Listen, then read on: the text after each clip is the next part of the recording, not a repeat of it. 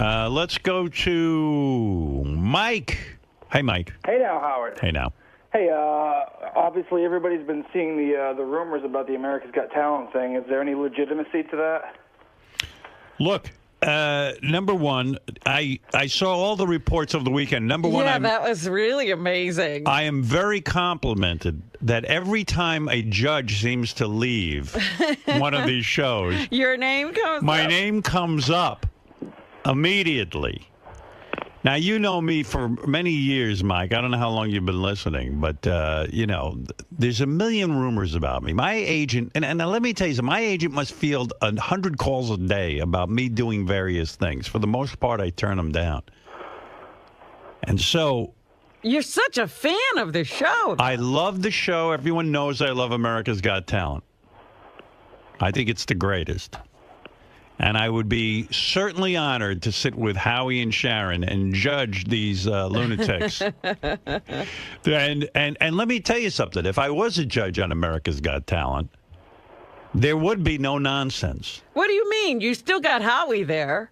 Oh, Howie's going to behave when I You're show going to up. make Howie behave? If I was the sheriff on that show, listen, you know, it's funny. I was watching every one of these reports. And some of the reports were like, oh, my God, we can't wait for Howard Stern to be the host. Right. Not the host, the judge on America's Got Talent. That's going to be something. And then some people were like, well, it's no longer a family show. Howard Stern can't be on TV after all. Now, You're only talented judging strippers, Howard. Did you know that? Yeah, evidently. So everybody is judged like a stripper. So, it's funny. The first thing I said to myself is, you mean when I go on Letterman, I'm out of control? You can't watch that. Who knows what anyone is thinking? I've been on network television many times. It's a different kind of animal. Well, again, it goes to that perception that you're out of control. You're a wild man. Yeah. You must be crazy. When it comes to talent and running a business, I've been doing it for 35 years now, 35 plus. I'm probably the most successful radio guy. In entertainment, I'm a phenomenon. Is that the word? Yes. Thank you. What am I going to say? I'm a phenom. That's what I wanted to say.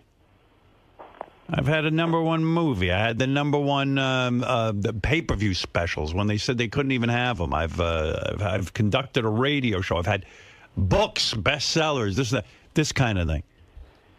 So, look, I take show business very seriously. If I was a judge on there, there'd be no nonsense whatsoever. None of this bullshit fake, Howie and Piers used to have a rivalry. Right. It was all horse shit. I wouldn't go for that. I would be there for the talent. I would be there to actually find somebody good. The guy who won last year, if I had been on there, the guy who won last year, whose name I can't even remember, he would never have won. Wasn't it the guy who sang like Sinatra when he was black? Black guy who sang like Sinatra. No one's going to see him in Vegas. And what are they talking about? It was a novelty act. You can't tell me he's going to be a big star. And the only one there, Jackie Ivanko, should have won. I would have made that Jackie Ivanko won the year she competed. That was that little girl. She's the only one who even has a career. I don't know anybody else who's come out of America's Got Talent. Well, let me tell you, there'd be no fucking nonsense with me. But here's the point. Every time one of these shows I'm mentioned as I'm going to be the next judge. I am not the next judge. I have no deal with America's Got Talent. I'm not going to comment on whether I'm in a negotiation because Robin knows this as well as everyone else. I don't comment on negotiations. Who does? I don't. Well, they put in negotiations can go horribly wrong. What? I'd say they put in quotations serious negotiations, so they must have asked somebody what was going on. Right.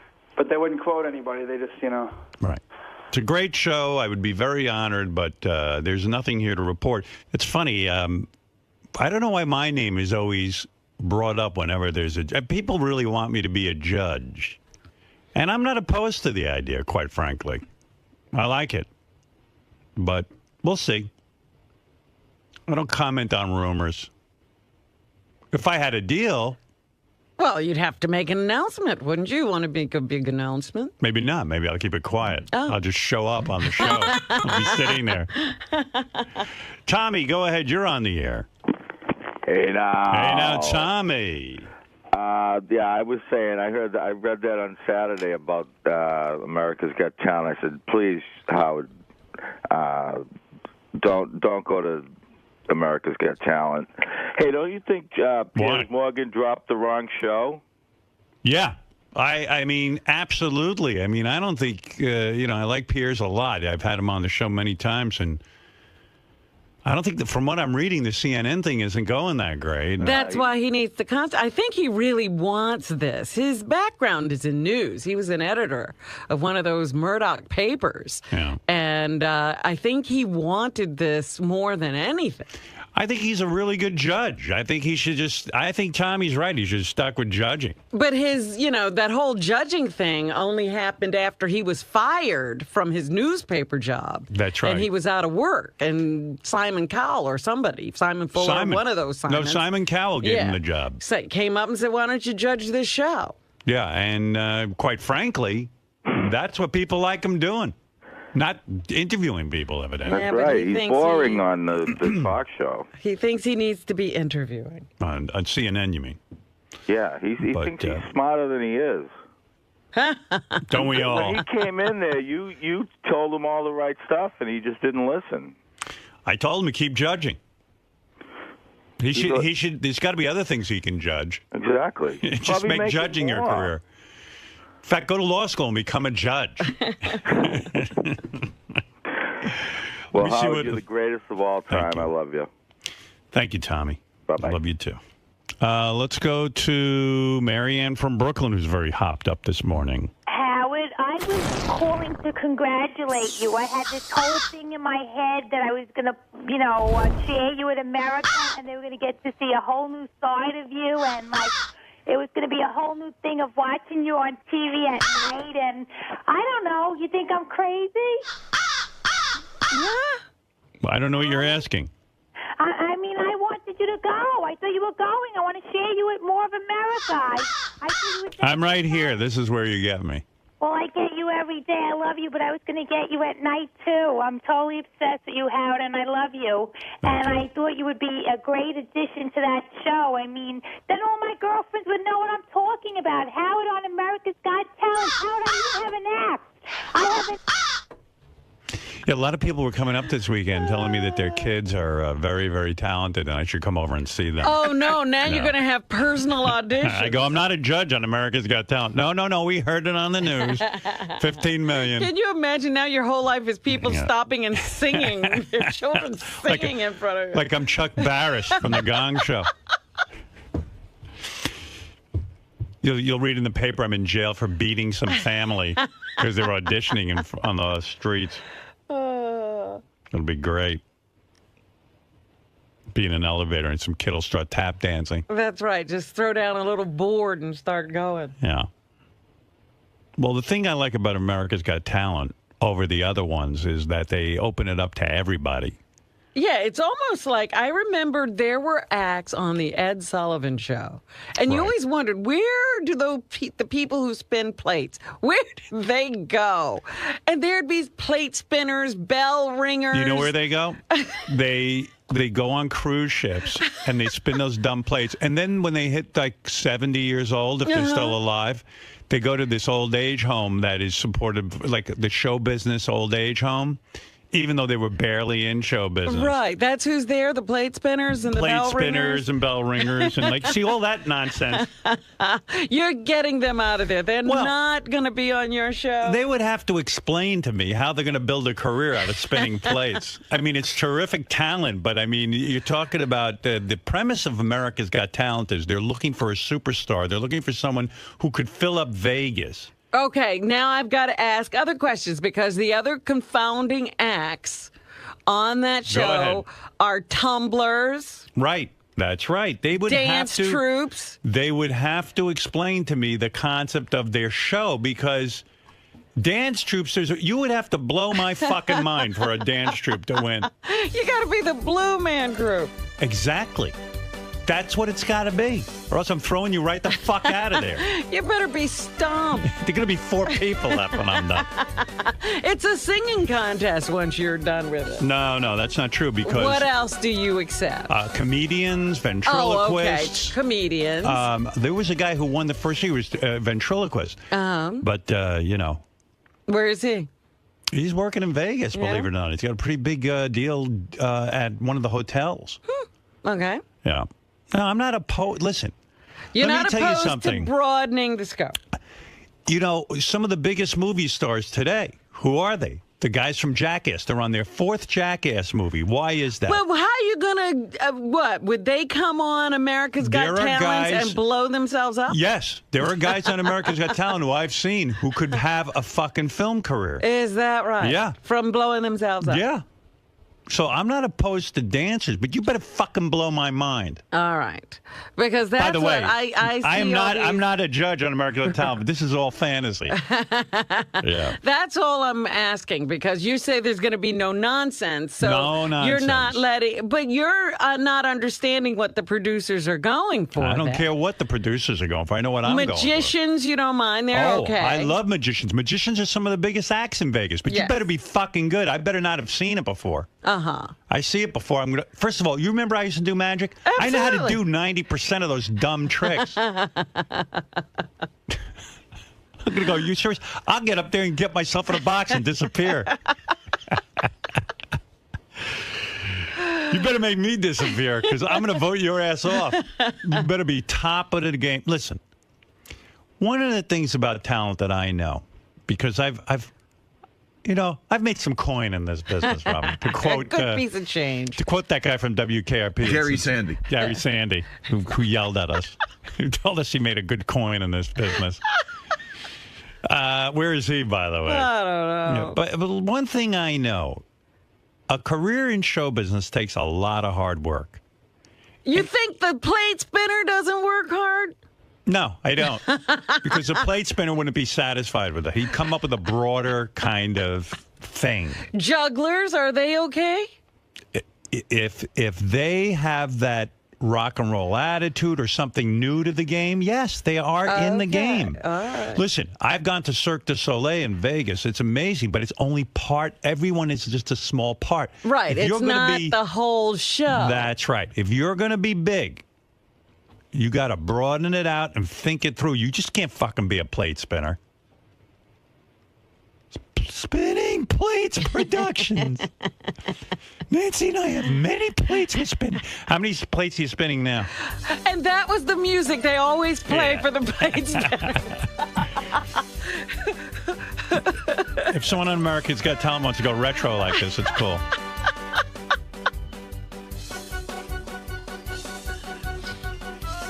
But the nonsense, people don't understand. If I was a judge on one of these shows, I'm no nonsense when it comes to judging talent and mentor. You know what? I'll tell you what. If I was a judge on one of these things, my biggest joy in life would be not only to discover some people with talent, but to help them along. Well, then you need to be on the X Factor. That's right. I might switch over to the X Factor. Maybe I'll start with America's Got Talent and then switch. By the way, who was voted off the X Factor last week? The black guys, 𝗛𝗄𝗿𝗄. The worst name in. First of all, that is a terrible name for a group. Awful name. And the 𝗛𝗄𝗿𝗄 were way more talented than the chicks who beat them out. But the girls are pretty. The girls are pretty. And that's my point, too. So Paula has one group left. Right. Every week she's lost. She lost someone. Because, first of all, she picks the worst fucking music for these people. The 𝗛𝗄𝗿𝗄 were probably the most talented group. She picked horrible songs for them. She has no ability to pick a song. She's her own worst enemy and her team's worst enemy. She's more worried about their dance routine and their choreography. Those guys were really talented. Now they're back probably in fucking Oakland or wherever they're from. They got to find jobs today. Today they're working in Pizza Hut.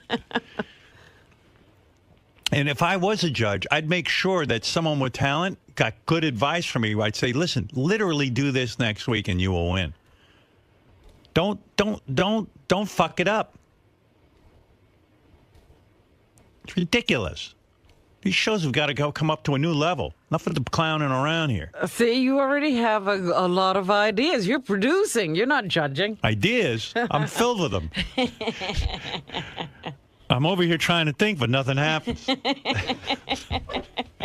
that's the other thing. People go home and they don't think. You get a shot on America's Got Talent when you're in front of 12 million plus people, and you get an incredible shot like that after being a loser your whole life. You better go home and think about it. And it probably is too late if you haven't been thinking about it all along. Yeah, you should have a plan no matter when your exit is. 𝗛𝗏𝗏 should have looked at that Paul Abdul and said, listen, you twit. We're in this to win it. You can't pick a fucking song. Get out of here. Well, even that little girl this week, they were complimenting Simon for her song choice. Right. And she goes, I picked the song. Right. She knows what she can sing. Nonsense. Stereo Hogs listen to Paula. Right.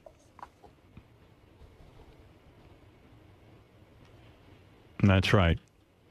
Yes, Jim. Hey, what's up, Aaron? I have a question. Oh, I didn't realize what time it was. I got to take a break. Oh boy. Quick question for you and Robin. Well, actually, yours might not be that quick. But Robin, of all the people who ever worked on that show, who would you sleep with first? Like all time? What show?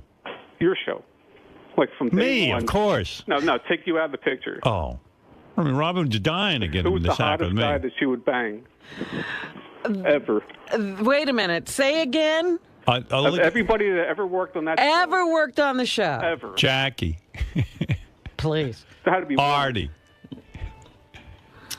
You got to bring everyone into it. I am. I'm thinking of, it probably, if I had my pick of anybody and they had to sleep with me, Goff if I said, sleep with me right now. You know what? It'd be between 𝗦𝗵cie𝗄𝗿𝗍.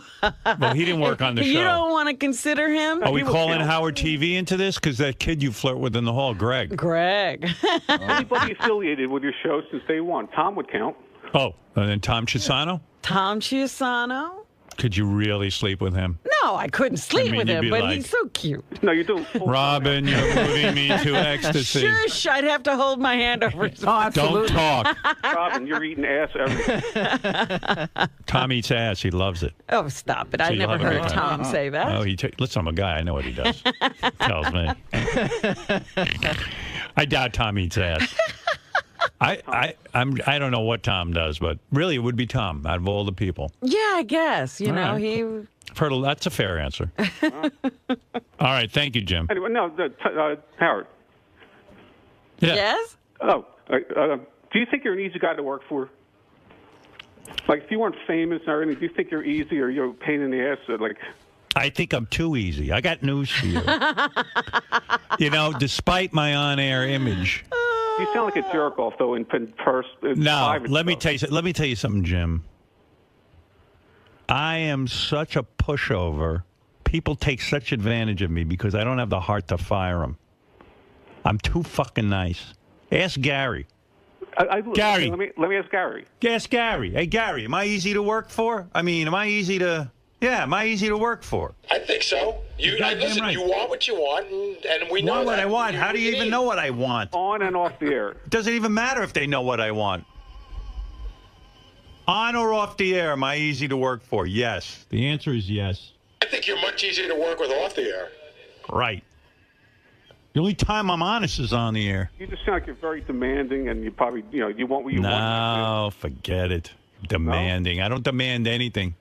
Everybody sits back there and relaxes. Doesn't sound like it. I mean, you walk through the hallways, people have to, hide in the corners. They don't have to. For 2 seconds, I want to just get off the air and go into my office. Everyone's allowed to do whatever they want around here. It's carte blanche around here. It sounds like you're like that Robin. no matter where you go. What? It sounds like you're like that no matter where you go. No. Where is he? He's never anywhere. I go home. Don't you wish your boss would just go home? That's what I do. Yeah, that's why I'm calling and asking you. That's why I'm so easy to work for. I'm never here. I go home. I work over the computer. I'm sitting and writing all day. How about ask Jason if he thinks you're easy? Ask him. Jason. Do I bother you? No. You are the perfect boss. Thank you. You call people weird hours and ask them to do stupid shit. No, never call anybody weird hours. Weird hours? How can he call anybody weird hours? He's sleeping. Yeah. No, Jim, I'm such a great guy. I Well, really people who am. say they're great usually aren't, but okay. Anybody? No, Jim, I am. I know Well, it. nobody's running in to defend you. That's odd. Anybody want to say how easy I am to work for? Jerry, he's fabulous. No one ever calls in to defend you about anything. Like when you make No. up these stories, you got beat up as a kid. How come not one person calls up and say, "Hey, I'm one of the guys that beat you up"? Or, Because they're all in jail. Oh, they're all dead. You're talking about guys who mostly are in prison now or dead. well, I'm just saying, no one ever backs your stories. Well, listen. So if you're nice to work for, they're just not saying it, or not nice. Jason, go ahead, answer the question. Howard is great to work for. I mean, really is. I'm not just saying that. Thank you. You send me emails all the time. We're going back and forth. You're great. If he wasn't No famous, pressure. you wouldn't quit. What? If he wasn't famous and made you famous, you wouldn't quit. No. What? I don't know what that No, question I don't even know what he means. I would have quit this job, period, even if Howard was a total dick. He's not, and it makes the job that much better. I don't know what you want from me. You couldn't have a better person than me running the ship. Trust me. Yes. I'm going to compliment me since no one else wants to. I'm going to tell you, I am terrific. I'm terrific. He's a better You don't boss read than anything about Sandusky. I was a scumbag to anybody. How come you don't read that? No charges of any sort? No. You'll never see it. He was never in the They're shower. not going to admit it in front of your face either. Hey, can I jump in? Yeah. Listen, in all the time we worked here, have you ever heard anybody leave the show be disgruntled, aside from Jackie? Everybody. No one. Jackie. John, Have you ever heard any Stuttering John wasn't disgruntled. Billy West. Billy was. Billy was disgruntled. I think Jackie Billy was disgruntled with Tom, not with you. I think Billy was disgruntled when he joined. Nobody leaves that show on a good note, On a good note. including Artie. Artie. Whether it's Artie, their fault or not. Artie and I are not at each other's throats. Artie had a problem. And Jackie can't be that disgruntled. He's back working for us. Well, he's desperate. Well, you're right. If Jackie had made something of himself after leaving, he'd never speak to us again. Right. Right. I mean, everybody who leaves the show, you don't talk to anymore. That's not true. Okay, there's a lot of people who've left the show that you don't. We talked Casey to. left the show. I talk to him all the time. There's a lot of people who've left the show that aren't on the air You because talk it's a to big Casey all the organization, and we time? talk to all of them. What? You talk to Casey when he calls in, and he's Yeah, not. and we email each other. All right. I mean, He's what the fucking fuck out of his you? mind. You know what? I don't know what you're trying to say. Listen, let me tell you something. Very few people have left, number one. No one leaves me, and I'm so nice to everybody. You're crazy. Goodbye, Jim. I don't like your attitude. Me neither. Later, Howard. Thank you. Later. Fred, you think it would be a good idea if I became the judge on America's Got I Talent? think they would have got a gold mine with you. Personally, I think the show's In beneath fact, you. it would But I be- think it would be a gold mine for them. 'cause- Clear the stage and just put Howard on Right. it. I Howard's think got you're way talent. better than that show, personally. You think I'm better than the show? And Yeah, I do. I should not be the judge on America's Got Talent. You know What what? should he be doing? I think you should be president of the United States. That's what I thought Fred would say. You think America's Got Talent is beneath me? Well, you know Thank what? you. I think you're better than that show is. I mean, it's an okay show, but you have, there was one comment or commentator that was talking about all that you've done for this industry. No one else has done that. Yeah, Fred's right. Fred was impressed when he heard that list. Yeah, No, I thought this before because somebody asked me what I thought I'm too about. good for them. I really do. Although, Have them. if it's $15 million, that's hard to turn down. I mean, Howard's not responsible for the kind of talent on the show. No, absolutely He's not. simply a judge. Yeah, but I'm just thinking about the Benji, fact do you that think I should do it or am I above it? It's not that I think you're above it, but I wonder does it make your life more fun? could or we more get enjoyable. could we get Elijah Giordano? I mean, the as one of little I first know about- contestants? First of all, you know what I'm going to tell Daryl Hall when he comes in? What? He should audition for America's Got Talent because he's currently not under a recording contract. Why not? Why don't one of these guys who used to be, have huge careers, you know what? Go on one of these shows. They'll be up in front of 12 Because that would million be a step down. I remember on Last Comic Standing, a real, successful comedian who had success in days past came on as a contestant. Did he win? No. Oh, my God. See, that's a problem. I mean, if Daryl Hall comes on and he doesn't win, it'd be great. Have him go up against John hit the Oates. Buzzer. Hit that big fucking X on him. That's right. Hey, wait, you told me to come on here.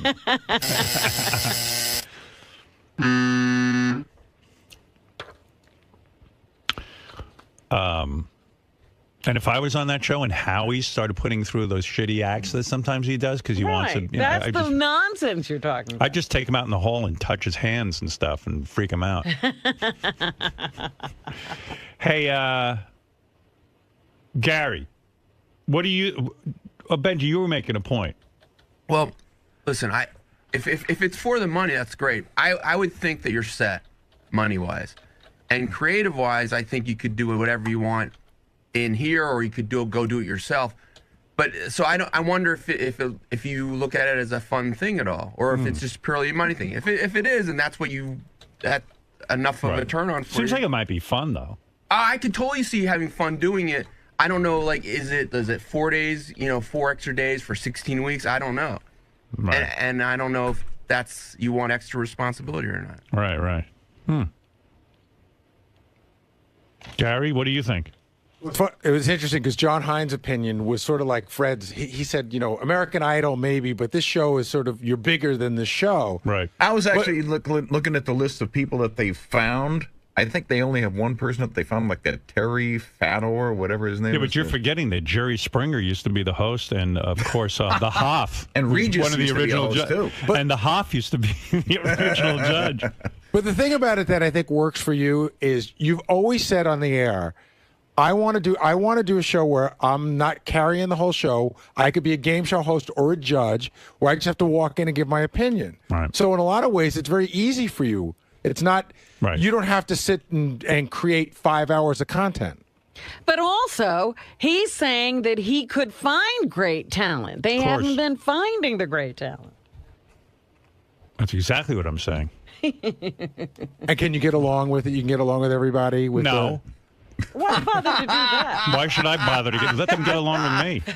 Fuck them. So you wouldn't walk in like you were the new kid. You walk in like you fucking belong. Please. What did Henry Hill used to say? Police. Police. Who has a career bigger than mine? Police. Make him a judge. I'd actually be a real judge. You would. Although I like Howie and I like Sharon, so I don't have a problem with them. But they better just get in line with me. If I was on that show, if I actually was on that show and actually going to it, I'd sit those two down and say, "Look, I don't want any nonsense." Now, do you think you'd have any issues with Nick Cannon, who seems to have some issues with you? No, I don't have any issues with him. He has issues with you. Really? No, he doesn't. Well, he says he doesn't like the way you talk. I saw a quote from him. He said, "Boy, if this rumor is true," he was like, "I can't wait to work with Howard. Finally get to meet him." I have no problem with Nick. I think Nick's a good host. He always says he likes Nick. Yeah. I just can tell he never wants to be home. The guy's got like 5 jobs. I'm going to sit there with Mariah Carey all day and watch those 2 kids. That's what I hear. I mean, that's not what I hear. That's what I see. Well, look, you'd be adding a job. I'd say to him, yeah, but I don't have 2 little kids at home. My kids are grown. Yeah, but what? You're going to be traveling with this stupid show. I guess. That means being on a plane. Although they did say they'd move the show to New York. Yeah, didn't you read that rumor? I read it too. But don't they go around the country doing auditions? I think the producers in different places? They, I didn't want to say this. They're moving the show to my apartment. And all the auditions will take place in my apartment. I have a solution to that. You get the Your neighbors must be thrilled. You get the Howard Stern lookalike to do the audition phase. Did you read the article about how you're not worth the money? I read two opposing articles. One said I am worth the money, and then one said I wasn't. One said, and it said it's going to cost them $25 million, $15 million to pay you, and $10 million to move the show to New York. And haven't they seen that nobody really likes you? That you're on terrestrial, you're on satellite radio? Who is that person? I think Benji wrote that. Hammer, you're on the air. Howard, it's plain and simple. Stop being a pussy. Do the show. Your fan base loves you. We want you on the show. And after that, take 𝗛𝘄𝗿𝗍's show after that. What's he saying? I can't even understand him. I think he's saying take every show. Take Last Comic Standing, not Last Comic Standing, America's Got Talent, then the Piers Morgan show. Take all of Pierce's work away from him. Howard, we love you. We want you on the show. Make it happen. All right, Hammer, thank you. I have nothing to do with this. It was a rumor that circulated last week while I was off the air. If I had a deal with America's Got Talent, I would announce it to you. That's how I would do it. What would this big secret be? Vince, go ahead. Hey, good morning, Howard. Hey. Listen, I saw you on ET, doing the piece, and you talked about it. And I'm going to tell you, you really do look good. What piece on ET? Huh? I didn't talk to ET. Or one of those shows. I didn't talk to any of them. Well, they had you on a mic and ask you about it, and I can't remember what you said, but I just want to say that you look really good, and you should be proud of the way you look, because there are guys that are half your age that are so way out of shape, and they just don't take care of themselves. They're not anywhere near as good. What is it, JD? These entertainment shows, they used file footage of when you were asked about American Idol. Yeah, whenever there's a judge opening, they ask me. And they also go back to that footage. It must have been that one day I looked good. Thank you, Vince. You're welcome.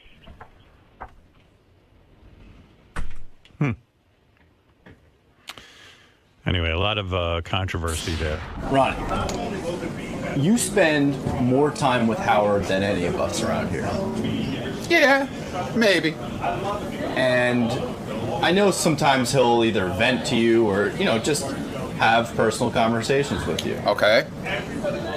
And that's why they're called personal conversations. Well, did you know that the speculations about him joining America's Got Talent were on the horizon? No. I didn't find out until I was in L.A. this past weekend. When you're riding with him in the limo, do you ask him about it? Do you try to get inside his head a little bit? Absolutely not. Nope. That's why we're together for 26 years this week, dude. And that 26 years... I mind my business, unless I'm spoken to. Professionalism has been the theme of your relationship with Howard. And friendship, but... Yeah, you got to know where to draw the line between friendship and business. You know what I'm saying? Absolutely know what you're saying. As a guy who has gone outside of his career endeavors, like you've gone outside of the, I'd say your wheelhouse. I mean, you're all over the place now. You're doing appearances. You've got possible TV deals in the books and coming down the pike. Do you think Howard should step outside of his comfort zone again and try a spin as a judge? Well, that's up to him, man. He's the only one that can make that decision. Not me, not anybody else, not even his wife. It's only him. It's his decision. Let's say nobody can influence him either. Let's say he had hired you as a special advisor, career advisor. What would you advise him to do? I would advise him to think about it very carefully and see where he's at this point in his career, that if he wants to do something like that, or he just rather relax now, kind of, and do his 3-day week here and, enjoy the rest of his life. You know what I'm saying? So your concerns would revolve around the fact that maybe you don't want him biting off more than he can chew, or wants to chew, rather. No, if he wants to relax, why take on another, demanding task? It might be something he might like to do. I don't know. That's something that only he can decide. Anybody could tell him whatever they feel like telling him. His agent, his wife, his kids, they can give him all the advice they want, but there's only one person who can make that decision. That's Howard Stern. Man, I'm getting nothing out of you. You play your cards very close to your pinstripes. Hey, that's my deal, man. And that's why you've been here 26 years. That's my deal. How much truth do you believe there is to the rumor? I believe that there are negotiations going on. I don't think any deal has been reached or anything like that, but I do think they're talking to Howard's camp about the show. As a television guru expert, you're too kind. What kind of impact would Howard have on this show's ratings and validity, you know? Well, right now, America's Got Talent is the most popular show during the summer. That's when it airs. There's not a lot of other things out there, but it's got a good following and a good base. I think Howard would definitely turn the show on its ear, and the ratings would go up. It'd be must-see television, at least in the beginning when he first gets on there. But here's the thing I wonder. When Howard gets out there, and if he's sort of the nice guy and treats it seriously and tries to evaluate talent, I think a lot of people who don't know Howard, other than, oh, he's that vulgar guy on the radio, will be like, oh my God, what a nice guy. He could have that sort of thing that happened to Ozzy when he did the Osbournes. Everyone's like, wow, what a nice, lovable little rock star, versus the guy biting the head off of bats. And if that happens, then that's going to change or add to Howard's audience, and that would be very interesting for, you know, both around here and for the show. So it's a no-brainer if America's Got Talent can afford Howard, and if Howard wants to do it, then it's going to be an interesting match. So you're saying if he does accept this offer, it could endear him to some different demographics that he's not used to reaching. Absolutely. A lot of people wonder, like, who's watching Jay Leno? And you know, that audience who just knows Howard by name and thinks, oh my God, I don't want to hear a word.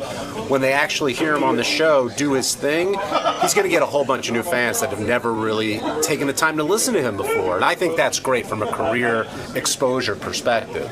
But can he coexist with everyone there? If it's not the Howard Stern show, you know, he's just one of many.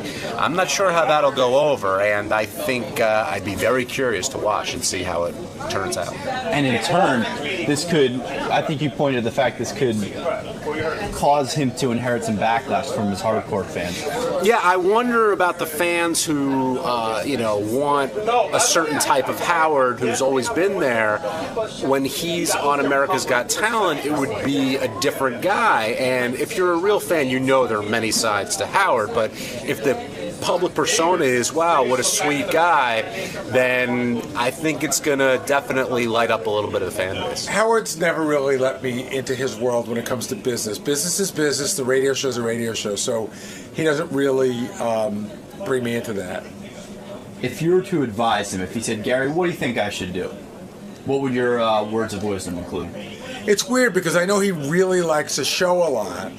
And like Robin said, he's already watching it every week anyway. And I know he does enjoy that. He's always said, you know, I want to be a game show host or I want to be a judge because I'm that good. So on the one hand, it's validation. On the other hand, there's a lot of people that think that Howard's above that show, that show's, you know, a crappy little show compared to what his talent brings. So I would say do whatever makes you happy. Howard's moved into a place in both his life and his career where he enjoys things outside of radio. He used to have this crazy obsession with the show. Now it seems like he's equally as dedicated, but he does less. You know, he does less days per week. Right. And he enjoys other things in life. He can relax. He can sit in his apartment. He can play chess and read. Would this be biting off more than he really wants to chew right now? I wonder that. I wonder if, you know, he seems to be in a place where he likes being out at his house out east. He likes hanging out with Beth. He likes having the time off. He worked his whole life to get to a point where he could negotiate this time off. And now he's got it, and he's going to go work again. But if it, you know, maybe something that he just enjoys. It may, by the way, it may all be bullshit. By the way, what's your opinion? It's so hard to tell. You know, it's just so hard to tell with him. It could, you know, there's a part of me that says maybe his name did come up, and all this press is going on. And if it did, and if say his name came up, and say Howard's not interested, but all this press is being generated, why would he come in here today and say, I'm absolutely not doing that, when there could be a whole week of people speculating about him? He loves that. So why would he squash that? Just like it was with American Idol. Good morning, Mr. Michael. Been 10 years. A long time. You know, I got ranked one of the best interviewees of the 90s, and then I had to take a decade off. So it's time to reconnect. And I want to move to the top of the list. Right this way, sir. This way. Forget where we are.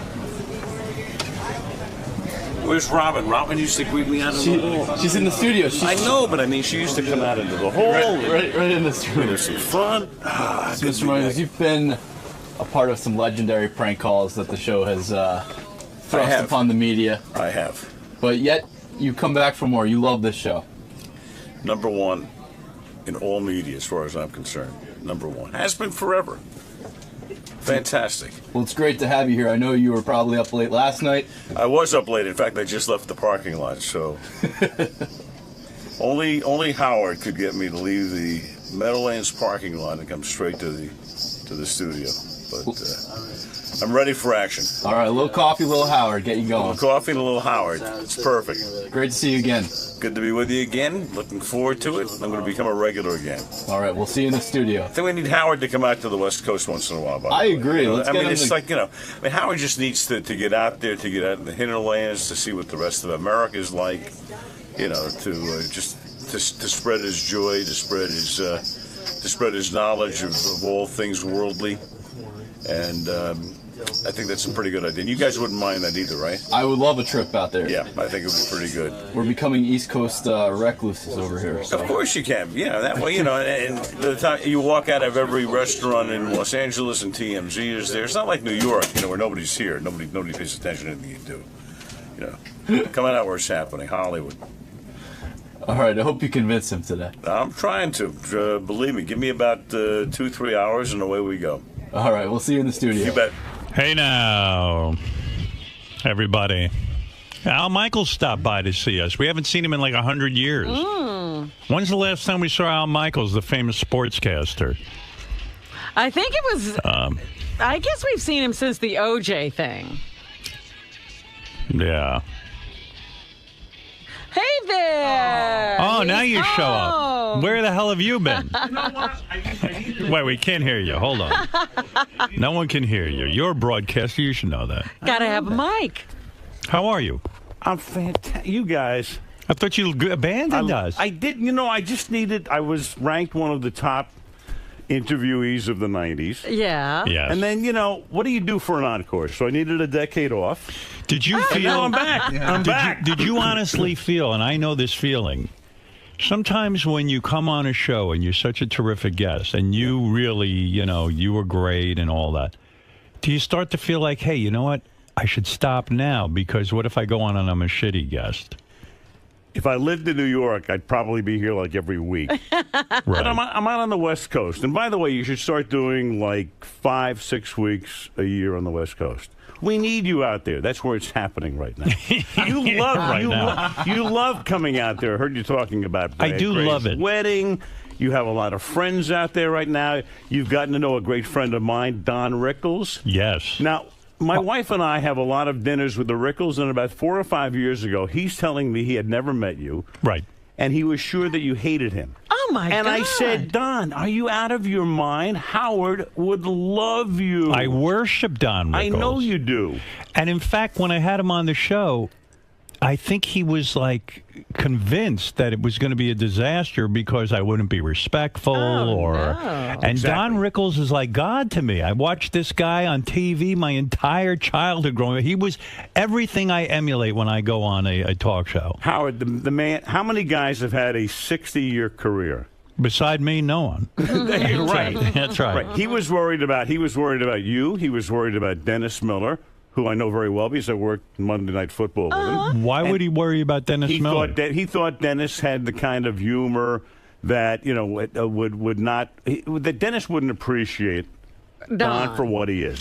Because Don, has his shtick. And the other guy... Isn't it funny how Don Rickles doesn't understand how admired he is? It's incredible. Yeah. Is that the curse of comedians? They just don't realize how loved they are? Well, but he's a very secure man, but you're not sure if you don't know somebody, the other guy was Jimmy Kimmel.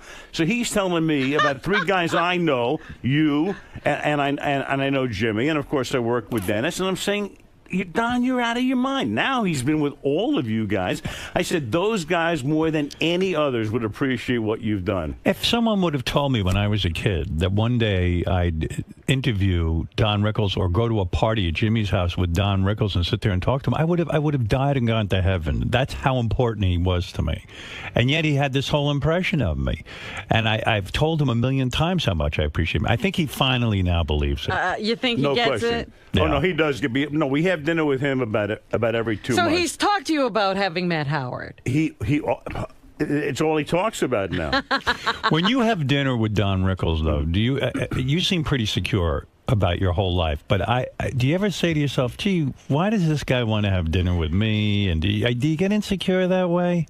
I met Don Rickles a number of years ago at a party, and he's a gigantic sports fan. Right. So I think it's a case of mistaken identity. He comes across the room and he goes, "Oh my God, I always wanted to meet you." And I'm going, he doesn't know who this is. He thinks it's somebody else. So Don says to me, he said, "Hey, the next time you're out in Los Angeles, could we have dinner?" I said, "Don, I live here." I said, "I'd like to have dinner with you like every other night." I said, "Where do you live?" He goes, "I live in Spain. I just came in for the party." And away we went. Right. And you become good friends. Do you go to his home? We've been to his home. He has a home in Malibu and one in the city. But mainly we go to Mr. Chow's. Right. And you hang out. It's fantastic. It's just, and he's adored by everybody. And what you see with Don Rickles, I mean, Don Rickles is 85 years old. Mm-hmm. We Right. went to his 80th birthday party 5 years ago. And you'll see like a bunch of people, young people from Silicon Valley who come down for a seminar or a conference, and they're all gathered there, and he's sure nobody knows him, and he walks out of the restaurant, and they're screaming. And then he'll stop by the table, and he'll do the Don Rickles thing, universally loved. At Brad Gray's wedding, he got up and started roasting them. He called Brad a midget, and I mean, it was wild. Right. It was great. All of a sudden, he's into it. No, there's nobody like him. No sharper mind than that, right? I told him, I said, how great is it to go through life and you've never been one-upped? I said, when did anybody ever one-up you? Right. And he couldn't think of it. I mean, he's going to have the last word on you no matter what you say. Super brain, man. What an intelligent guy. And you wouldn't think a guy who, did what he did to Sinatra would have any insecurities at all. Remember, he had this girlfriend he wanted to impress her. He told Sinatra to come over Talk to about the table. talk about some of the big sports stories for a second. Then I want to ask where the hell you've been. The first Paterno. Right. Which is a bigger story, right? Now in the history of sports, is it Tiger Woods or Joe Paterno and Penn State? Well, you've got the two of them. I never thought I'd seen a meltdown like the Tiger Woods meltdown. On an individual level, yeah. Can Tiger Woods come back? Can he come back? He'll come back. He played pretty well over the weekend in Australia. Right. But, the question became a few years ago, would he ever win enough majors to surpass Jack Nicklaus? I would doubt. In my mind, if he wins one more major, I'll be surprised. I think he'll play well. I play. What happened? I play a lot of golf. Right. And the one thing about golf, mental, unbelievably mental. I don't want to say 90% or whatever, but if your brain is not there, and I mean, if you're a guy like Tiger Woods and you're walking around a golf course and you are the king, not the king of all media, but the king of the golf course, but the king of the golf course, right. And there's a certain feeling, and he was very comfortable with that feeling. He'd walk around, and now all of a sudden, this is a guy who has to walk out on the course for 4 hours, and behind his back, people are going, "Hey, I wonder who he's looking for," and that sort of thing. So that has to play on your mind. His old man, his father, was maybe the only guy in the world who could probably smack him out of this and say, "Listen, you go out there and you win," but the father's gone. I mean, he's like rudderless. Is that correct? At this point, I don't know. He's a guy. He's built a wall around himself. Knew him a little bit. I did a couple of his events. We had made-for-TV events when I was at ABC that we did with Tiger. But he's built that wall around him. Look, he did something. He got away with it for a long time, And then when that roof caved in, I mean, Did you have bang. were you aware of that at all? No, Robin, you look great. By the way, you look so great. Howard, you look great too. I look terrific. You look. You're right. I listened to the whole Chris Martin interview the other day. Yeah, he's right. Coldplay. You look the best I've ever seen you. Let by me far. tell you something. And Robin, I've always loved you. And Well, you know thank that. you. Yeah. And you look marvelous. But We I all don't look know how great. you could be covering Tiger Right. Woods and now not an inkling of what he was Because up he's to. not privy to Yeah, that. He Robin, goes to some charity I'm events. not, with I'm the not guy. going to a club with him at 2:30 in the morning. Look, I just got out of the parking lot at the Meadowlands after the Jets game last night and came straight over Yeah, here. and plus, That's Al's, my life. Al's like a real married He's guy. not I hanging am. out. You don't get any side pussy whatsoever, right, No, Al? not at all. Not anymore. I just want to hear you say side pussy. I get none of that. I get no side anything these days. Right. Not even side meat. And in a way, that is the one sadness in your life, that you never really acted out sexually with a lot of these women. And you could have women. You make a Traveling lot on of the money. road. You're a Hey, handsome guy. My wife's the best of all time. Well, we know that. talked about that. I met her in the 10th grade. Right. 10th grade. In the 10th grade. And This did is you? what- we I love- forget. You've never had another woman beside your wife? That's it. Are you serious? That's it. Why is this a smirk on your face as you I'm say not that? smirking. You're thinking about the other women you fucked, aren't you? No, but I'm just, You're telling me you met your wife in the 10th grade. 10th grade. Had you had went- girls before that? No. And, well, Robin, before we got married, yeah, you know. Oh, you did have women before you got married. Yeah. You met your wife in the 10th grade. Correct. You guys had innocent love. We were friends, and then all of a sudden we had a big kiss when we were about 19. Oh, okay. And whoa, and that changed the whole dynamic. We went from being friends to whoa, what happened? And what happened? It happened in so one you haven't had moment. a different woman since you're 19. That's it. And now you're a man, done. and you're I don't know how old you are now. Do you give I'm your 24. age? Okay. I was just at a birthday, Howard. At this point, you just stop doing this. You know, you're decades. You don't give your age. Not really. Is that because you want to seem like a young sportscaster? I want to sign a new deal. You know, Right. I don't want people to look, and it's in the freaking paper every Right. time I have a birthday, which was like last weekend. See, you're being straight with me. If I hooked you up to a lie detector right now, which I'm prepared to do, right, you would pass the test that since you're 19 years old, you've had no other women. Well, yeah, I mean, if you gave me the sodium pentothal, Right. the whole thing, wow, I should be able to pass it. I think. But you know what? But those That things, isn't a tragedy in your life? No. What's the closest you ever came to cheating? Was there a woman that tempted you? You've probably met some great women in the broadcasting When industry. Robin greeted me the first time I No, walked in. no, Oh, stop it. I'm serious, Robin. You are the best. You are just the greatest. Really? You've never been tempted? Like you didn't work along Diane Sawyer at some point? I worked with Diane Sawyer. I mean, you at one didn't say, point. there's a sexy Well, woman yeah, there. but you're always looking and saying, wow, isn't that something? Yeah, I mean, I do have eyes. It's remarkable. I mean, I had LASIK, but I still can see pretty well. Did you have LASIK? I did. Well, you know, I'm not crazy about it.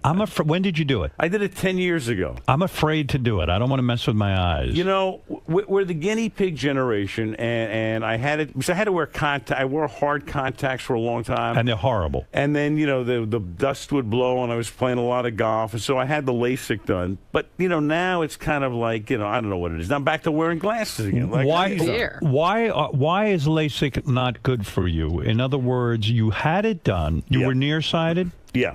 All right. They did the correction, but what happened? Then you had difficulty reading. Well, yeah. They tell you that was fine, but then I could see at a distance. But then all of a sudden it began to diminish. And again, this was 10 years ago. So that if we come back in 100 years, I'm sure they'll have the whole thing down to a science. But Did they right now, recommend to you that you do it again? Well, it's interesting because I've been to a couple of guys who say, yeah, let's tweak it, and others who say no. So Right. at this point, it's like, I'll put the glasses on again. I mean, this is crazy stuff. And the glasses you're uptight about because of your vanity. You want to look handsome on TV. Well, yeah, I just feel the glasses are a pain in the neck. I lose them. They fall, I keep them on my shirt right now. I'm liable they'll be gone by the time I'm on the street. By the way, you look much better in glasses, and you know. Well, that. listen, let's say I was a judge on America's Got Talent. Now all of a sudden Which I'm you on shouldn't network be, television, by the which I way. shouldn't Should be. you? No, Don't take it if they offer it. Listen, I listened to the show earlier today. Yeah. That's not you, Howard. I'm sorry. Go ahead. Advise me. But here's the deal. Here's what I think. If you want to branch out and do something anything else. I'm not looking to do anything. I know you're already the king of all media. Right, so I mean, right. why do you want to do this? I You like don't need staring at money. the wall. I understand. Right. But what if you came to Sunday Night Football for a year? Oh, my God. He doesn't even know football. That's what I'm What's saying. the difference? But neither. Well, I don't know anything else either. We had Dennis Miller on. He didn't for, know anything? For 2 years. That was a disaster. Dennis knew football, but I mean, Right. Dennis brought a different dynamic. So I see Chris Collinsworth, me, and Howard, and then 𝗦𝗫𝗄𝗿𝗱 and Robin do the sideline. See, but you're joking my God. around now. You know what? But Howard, when you think about it, this is what we did with Dennis in 2000. We felt that the show needed some sort of juice, Comedy, a different feel. Right. So that's why we brought Dennis in. So Right. I'm joking around partially, but then again, if you were to come to Sunday Night Football, do you realize, now you talk about First buzz. of all, if I did Sunday Night Football, I would be serious about it. Number one, I would become I watched football the other day. I watched the Penn State game. I don't know why exactly I was sucked in, but I wanted to watch those morons who were standing there in the stands. They got, "We miss you, 𝗻𝗂𝗍𝗿. Oh, 𝗻𝗂𝗍𝗿. I don't know how you feel about this. I'll tell you how I feel. And I would say this on your broadcast. This guy's a creep. I don't care. This is a jock mentality. They're no different than these priests who protect each other. These football guys with the jock mentality, this kid with the red hair, if I saw a guy fucking a 10-year-old, I'd walk in and punch his teeth out. I wouldn't even ask a question. Would it ever occur to you to go home and talk to your father? No, but he went home and talked to his father. This kid must be the biggest moron on the planet. But he's a big dumb jock. Then his father doesn't know what to do. The two idiots. And he tells him, go talk to 𝗻𝗂𝗍𝗿. And 𝗻𝗂𝗍𝗿's a bigger moron. I don't care if he can coach football, you big dope. He goes to the university. Now, one of these guys did a thing. And I don't know who these students are running around worrying about 𝗻𝗂𝗍𝗿. 𝗻𝗂𝗍's senile. That's what I figured out. This guy's senile, and no one wants to admit it. They already had him coaching from the stands. I could do that. He's senile. Where do you stand on this? This is phenomenal. This is what you want. This is what Sunday you Night want? Football. Come on, let's go. Right now. Let's go do that Sunday dumb night, broadcast. And then we'd go to a commercial and we'd go home. I'd sign off. I'd do the credits. Howard, that was fantastic. It's the truth. Is 𝗻𝗂𝗍 senile? Of course. Well, beyond that. Right. They have. By the way, can we do all the games in New York? I don't want to leave here. We have to do one in California. I don't want to do that. But go ahead. Talk to me about Penn State. All right. Well, here's the thing. What shocks me is, and everybody's on top of what the coach did and what he didn't do, et cetera, et cetera.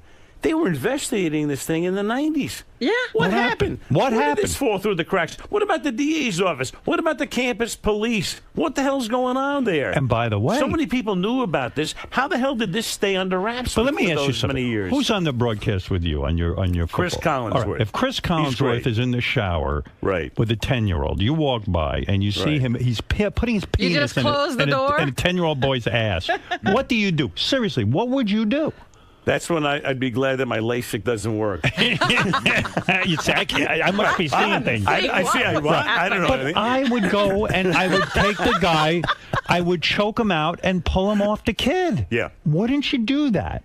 That's where this whole thing falls apart for me. Yeah. Well, we would do that because we are at a certain point in our lives. Maybe the young assistant coach is all of a sudden he's working for the iconic figure in Paterno. Right. Let's say he goes to somebody and somebody says, "Oh, you're full of it," and then the next thing you know, that guy gets fired because somebody says he's making stuff up. Now I'm with you on this stuff. Right. Yeah. I would. You would. I would like to think that I would step in. You'd like to think you'd handle it yourself. Exactly. right. Well, I mean, if you actually stepped in and stopped it, Yeah. there'd be evidence right there. Al Michaels would step in and stop it. I know. LASIK or no. I know the kind of man in a he is. shower room that they don't belong I read in. the greatest sentence in the New York Post. What was that? It was like buried deep in a story. I didn't know this guy Sandusky. Right. His view out his window is what? It's a school. A schoolyard. Oh, God. And a playground, yeah. He lives across from a playground. That's like beachfront for him. You can't make this stuff up, can you? No, you can't. That's like beachfront property. Yeah. That is so... Could you show me a home that has a view of a playground? Anybody who can afford not to live with a view of the playground, is up to something weird because you don't do that. All right, talk to me. So what is the bigger story? Paterno and Penn State, or Tiger Woods? Well, I think of the moment, it's Paterno and Penn State. in history, which one will we remember? Well, I think the Penn State thing could explode into something that involves not only just institutions but corporations. I mean, this is, I don't want to say the tip of the iceberg. I don't know. But now that this is out, I mean, Howard, you and I know stuff like this. Why do they cover up? Goes on a lot of places. Why don't they learn their lesson from Richard Nixon? No one studies history. Well, don't cover or the up. Catholic Church. You're sitting there but watching it's that. human nature to think you can get away with something. Right. It's like Captain Jenks calling in on the OJ call, right? Right. He thought he could get away with it, but he had to get exposed. Someone by me. exposed him. That's right. Lest anyone think that was OJ. It was not. All right. So OJ was actually maybe up there with one of the big stories in sports history, right? Of course. Bigger than Penn State, maybe even. He killed his A wife. huge downfall. Well, that remember, now we have a tendency, whatever happens in the moment, we say is the biggest thing in history. Right. So that's the murder of the century. Was it? Right. I guess. I mean, Yes. it was. Look, we're at a time, too. I mean, they didn't have the media exist in the, first part of the century. So we don't, if something happened in 1930, it's not like it's 1990 or 2011, where it's just wall-to-wall. It's blanket coverage. That's part of the difference. Here's another guy. To comment on this maniac, Hank Williams Jr. This guy's got the greatest gig in the world. That dumb song, Let's Get Ready for the Football. Are you ready? Right. Right, whatever it is. Are you ready for some football? Are you ready for what do I know? Right. Are you ready? I'm watching Dancing with the Stars. Yeah. Let's get ready for some football. Yeah. All he's got to do is walk around and that song makes some money, ka-ching. Yeah. But he's got to open his mouth. And what was the dopey statement he said? He was the one who went on and said something about the president, wasn't Right. Right, It was, right. But you know what it is, too? It's kind of like, it's like me sitting here with you.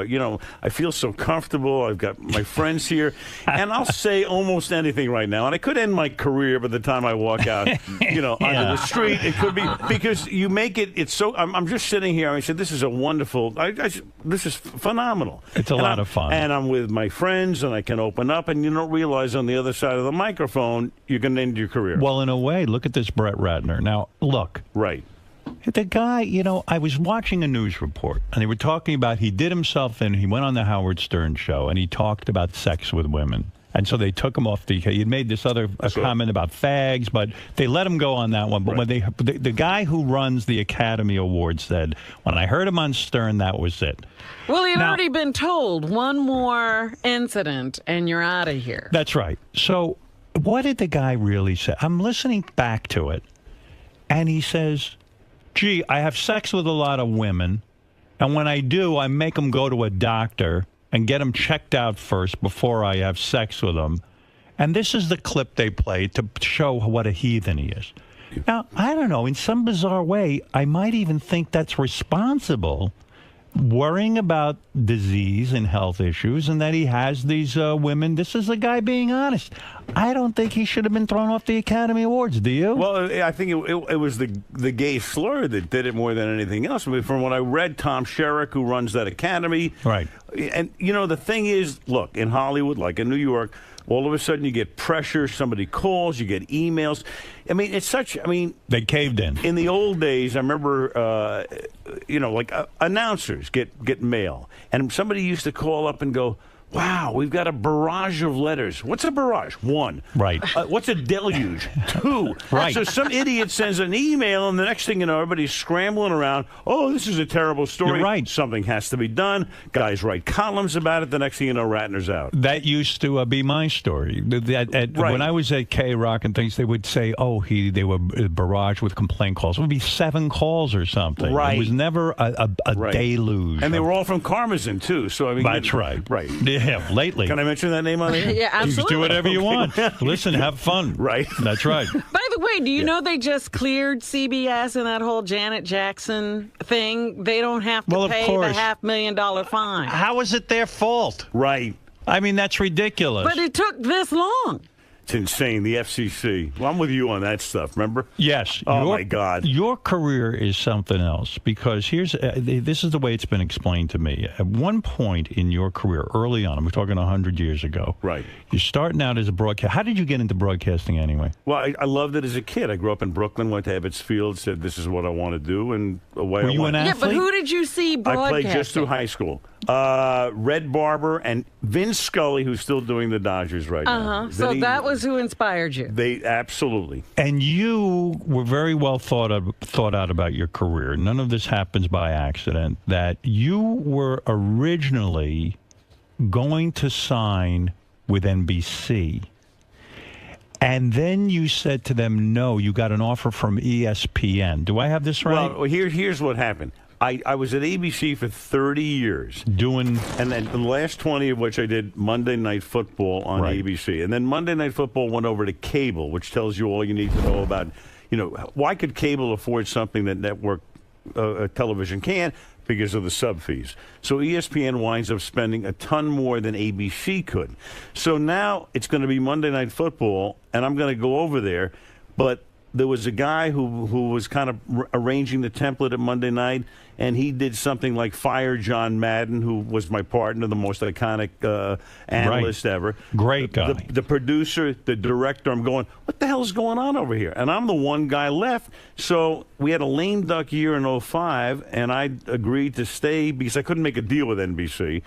And then after the 2005 season, I said, this is not going to work. I'm over here when I should be back. I should be at NBC with my guys. Right. Now, what should have happened is all of my guys should have stayed on Monday night. Right. But that's, that's internal Why politics and all that so let me nonsense. understand this. When ESPN got the rights to Monday Night Football In 2006. Originally they hire you and they didn't hire Madden. Correct. Why would they do that? Why would they make a monumental Why mistake did they like do that? They did that because a guy who was in charge of it decided he was going to go a whole different way. And, Madden was probably too old and the producer was not controllable. You have something that works and you take it and you destroy it. Howard, it's always somebody always has to put their imprimatur on a show. They put their stamp on the show Correct. because they are the program director. They want to make it theirs. I'm the boss. I'm the big guy. All It is that the crap. biggest, dumbest mistake anyone can make. Aloha. When you got something that works, you sit there with it and you milk it to the end.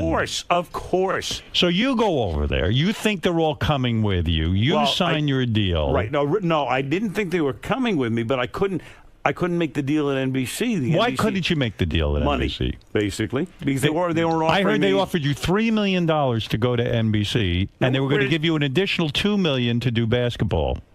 Wait a minute. Where are you coming up with this stuff? I know what I'm talking because I know everything about show business. I'm What the is king this? of all media. You are the king of all media. When you were leaving But you're Monday not the night, king of all accountants. when you were leaving ABC, yeah.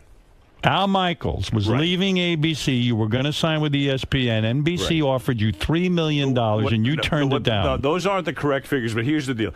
Remember, ABC and ESPN are under the same umbrella. It's Disney, so I'm moving internally. I'm staying under the Disney umbrella. Right.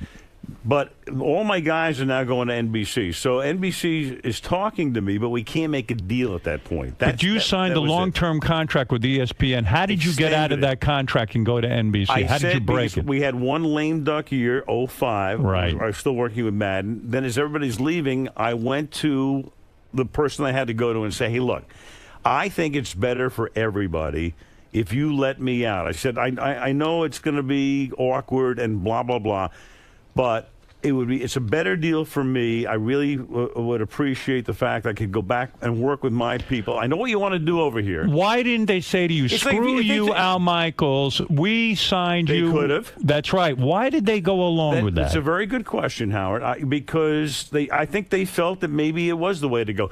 Because if they were going to get rid of all of the people I was working with, why were they keeping me at that point, too? And meanwhile, I got to tell you something. The guy that blew the show up, he didn't want me in the first place. He was told, you're going to keep Michaels. Oh. Amazing. Right. Oh, yeah. Isn't that amazing? It's incredible. That is incredible. Yeah. I mean, it's just an... So you were lucky you got out of ESPN and you were able to go to NBC. And didn't NBC have to give over a bunch of rights to things in order to get you? Yes, they did. Ryder Cup rights and all that stuff. And then there was a cartoon character that became part of the deal.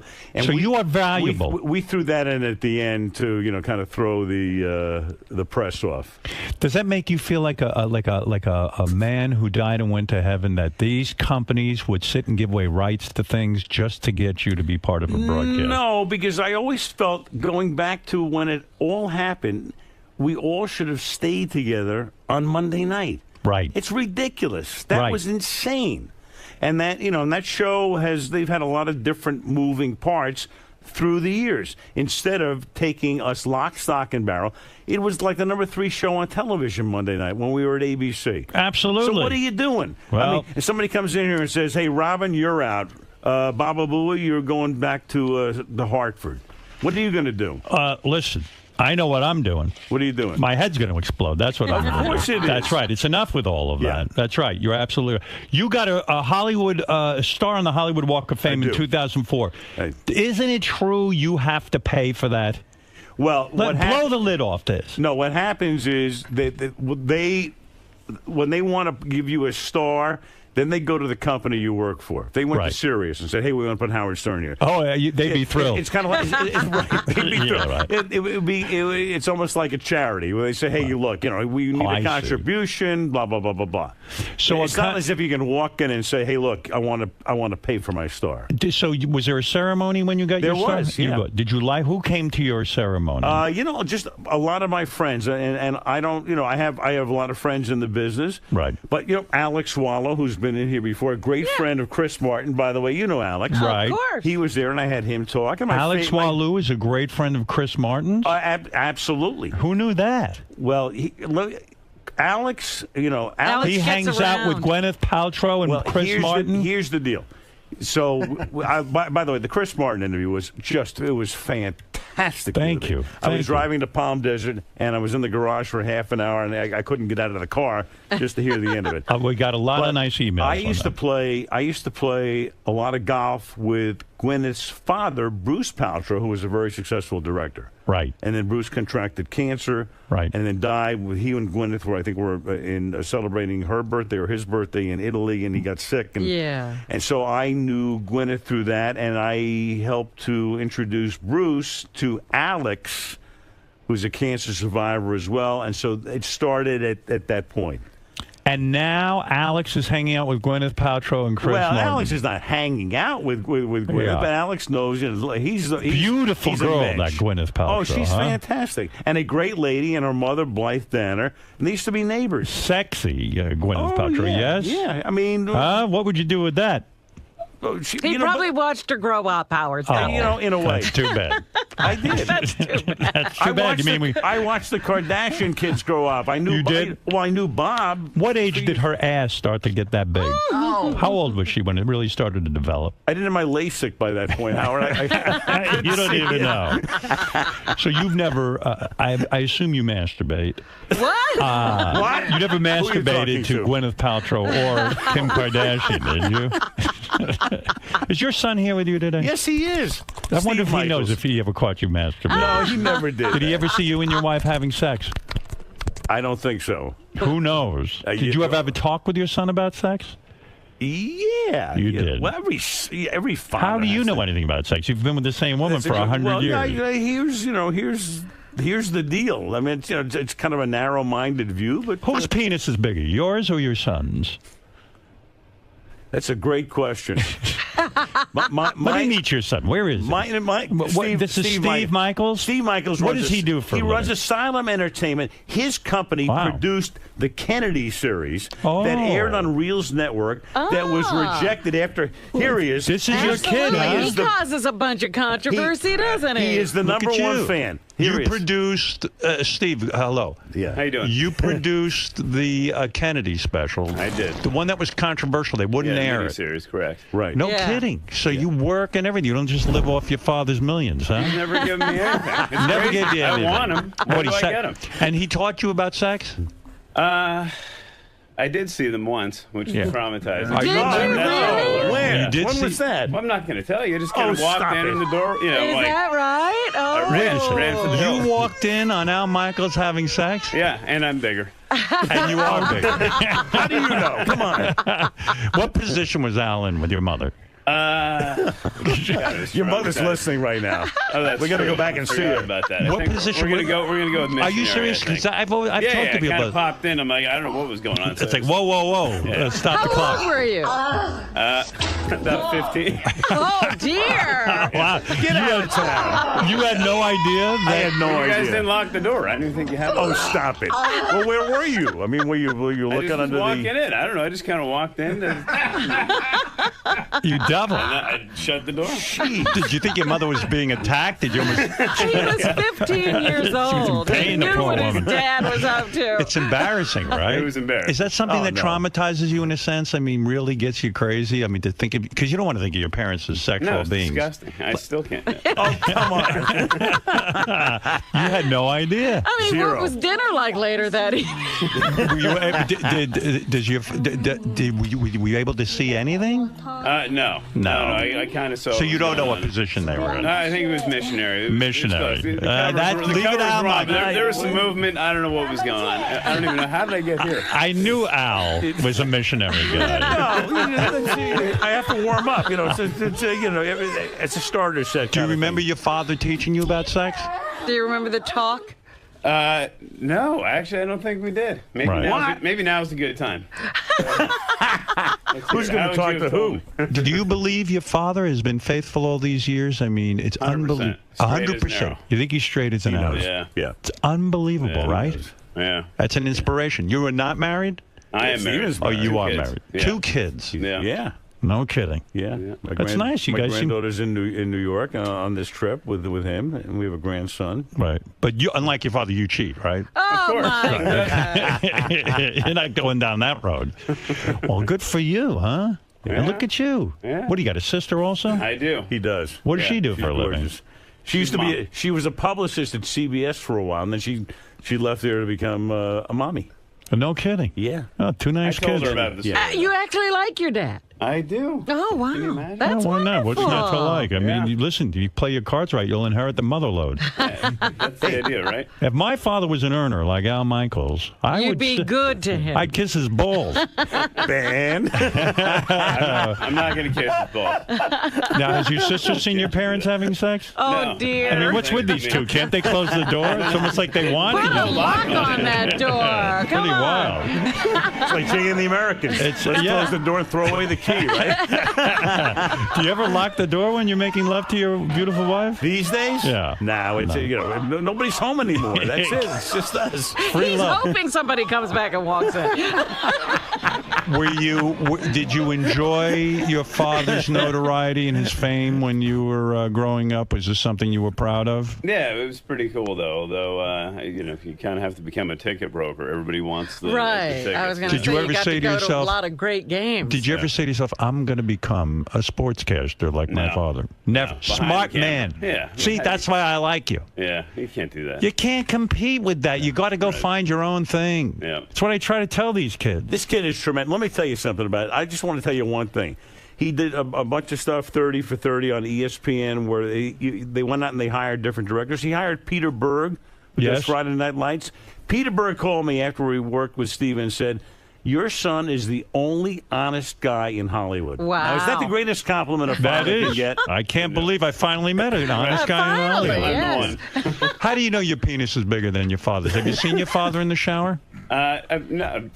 No. You guys never golf? Yeah, maybe, well, not in a while. I mean, it's been probably since high school. Yeah. But again, that's traumatizing too. So Right. And you are bigger than your dad, huh? Oh, for sure. Yeah. Right. Wow. I'm not bigger than my dad. My dad's got me by 3 or 4 inches. Even at this point? Come Oh, on. yeah. I'm telling you, even shriveled up, my dad's way bigger than me. Get your mom on the phone. I want to hear about this. By the way, you two have the same voice, don't you? It's a very. You could probably take work away from your father, couldn't you? Or Billy West, yeah. That's right. Or Billy West, right? Billy West could do it too. The only thing that Al Michaels wants to tell us and remind us about is that on Sunday Night Football, he is there. Sunday nights at 8:20 on NBC.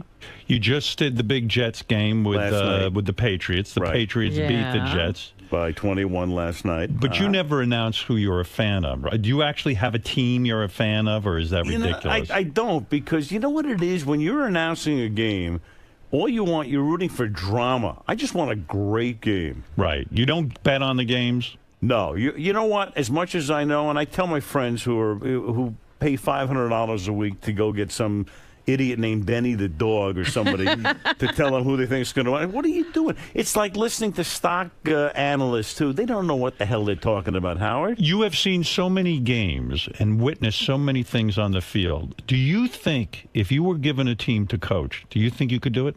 Coach a team? Yeah, coach a team. Actually bring a team along into the playoffs and eventually win the Super Bowl. Do you think you could actually run a team? No. You couldn't. No, because you need CEO skills. I don't have those. You don't have it. Well, you and I are the same. I mean, our business is we're in the talent. We're in the creative end. Yes. See, to me, there's a huge difference between being creative and knowing business. And a great coach has a great business sense, and most of these guys could be very good CEOs. Right. You and I, forget about that. You know Robin what you could be a should CEO. do, but you don't know what those other guys should do.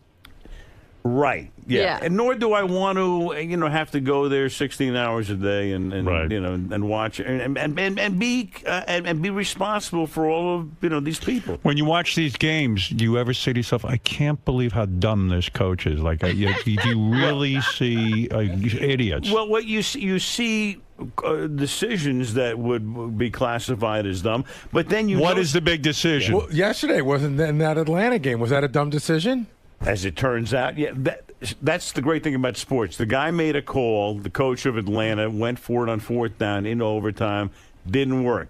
But, that's one of those things, what an idiot he is a day later. But if it works, what He's a genius. hero, yeah. What guts this guy has and all that. So you don't feel the guy is an idiot? No, I know him, and I mean, he made a call. He made a call that he thought was right, and it turned out to be wrong. Right. These guys are making 1 million decisions a week. What's going on with the NBA? They ain't playing at the moment. Who do you side with? I always side with the players because I think talent gets screwed. What is the deal? 50-50 is not good enough? What's going on there? Yeah, it reaches the point, at the end of the day, it's like who has, speaking of the bigger, right? That's what it comes down to. Right. Who wants, I mean, they're close enough, and football was close enough, and then people are going, well, what is this all about at the end? And I think you lose sight of the bigger picture.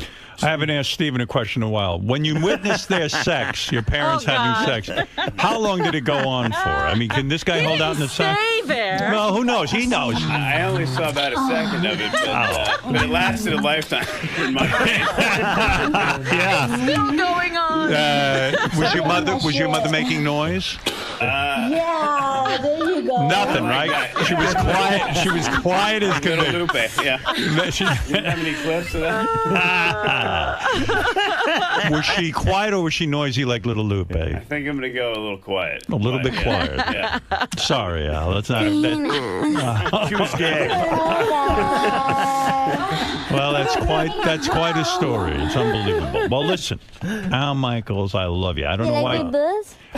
I don't know why it's been so long. Between visits. I just haven't. I don't get to New York that much. All right, listen, you're a busy man. If you're not around, Steve, you come in. Somebody should be here representing the family. We need to be here on a regular basis. Watch Al Michaels on Sunday Night Football. Sunday nights, 8:20 on NBC. Al says if the rumors are true that I'm on America's Got Talent, he says the show's not big enough for me. Wrong move. Right. Not wrong move, Steve. Howard, don't do that. I'm telling you right now. Steve, Steve, what do you think? America's Got Talent? Yes or no? Should I do it or not? No, I think that'd be jumping the shark a little bit. Jumping the shark. Don't do it. Don't be on the show. No. It would be a bad career move. Mm-hmm. Keep doing what you're doing. What Interesting. Do you need it for? What do you? I mean, really?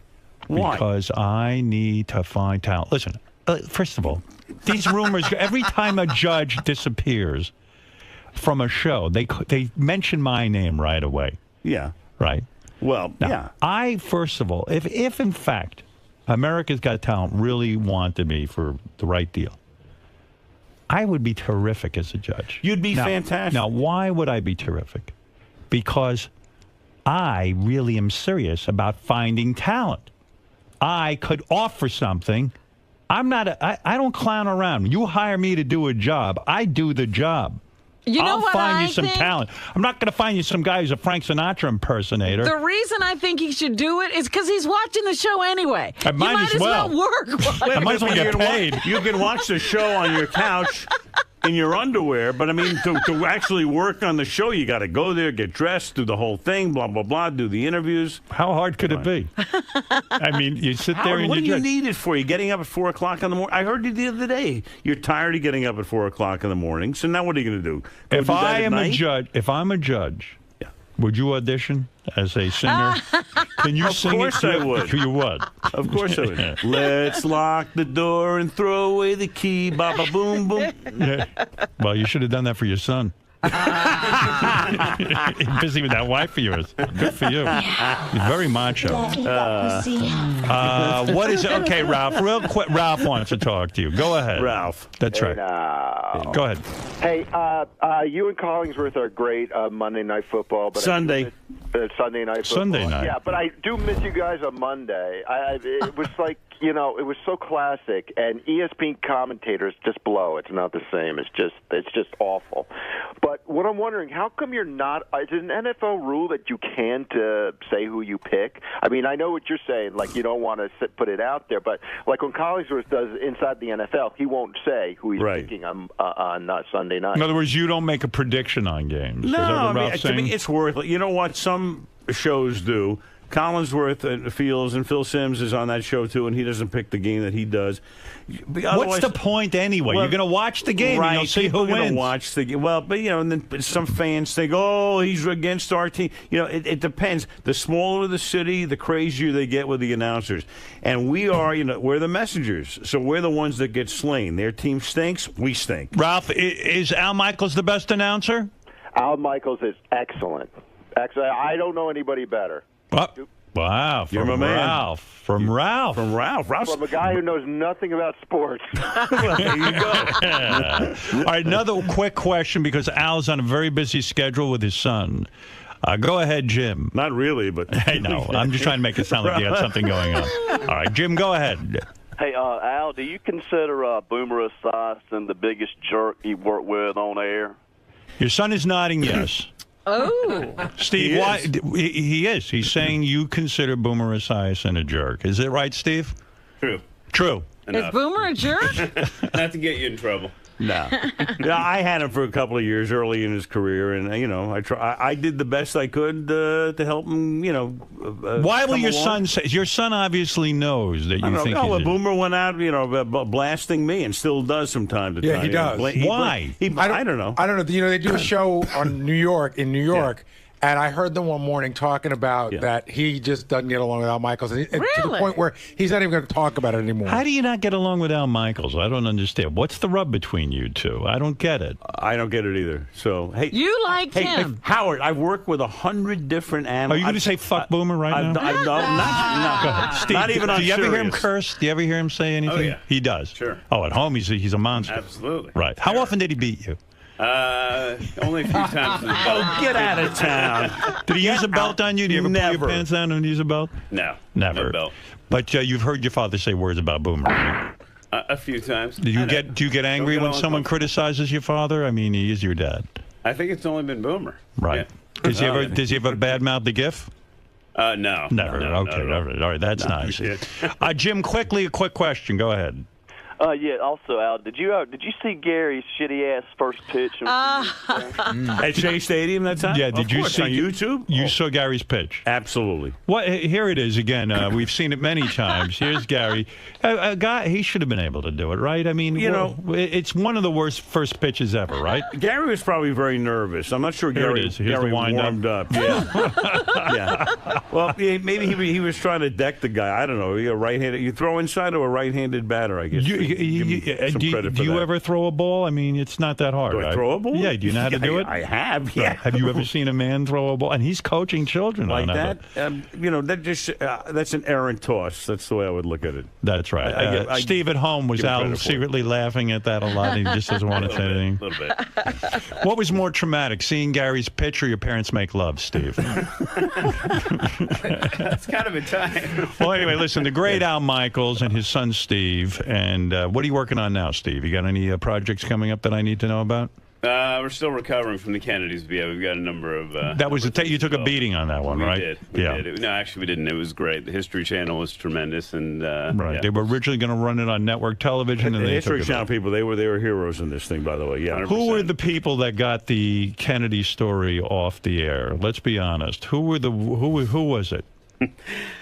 I'll go with Caroline and Maria, off the record. Off the record. Off the record. Perfect place to be off the record.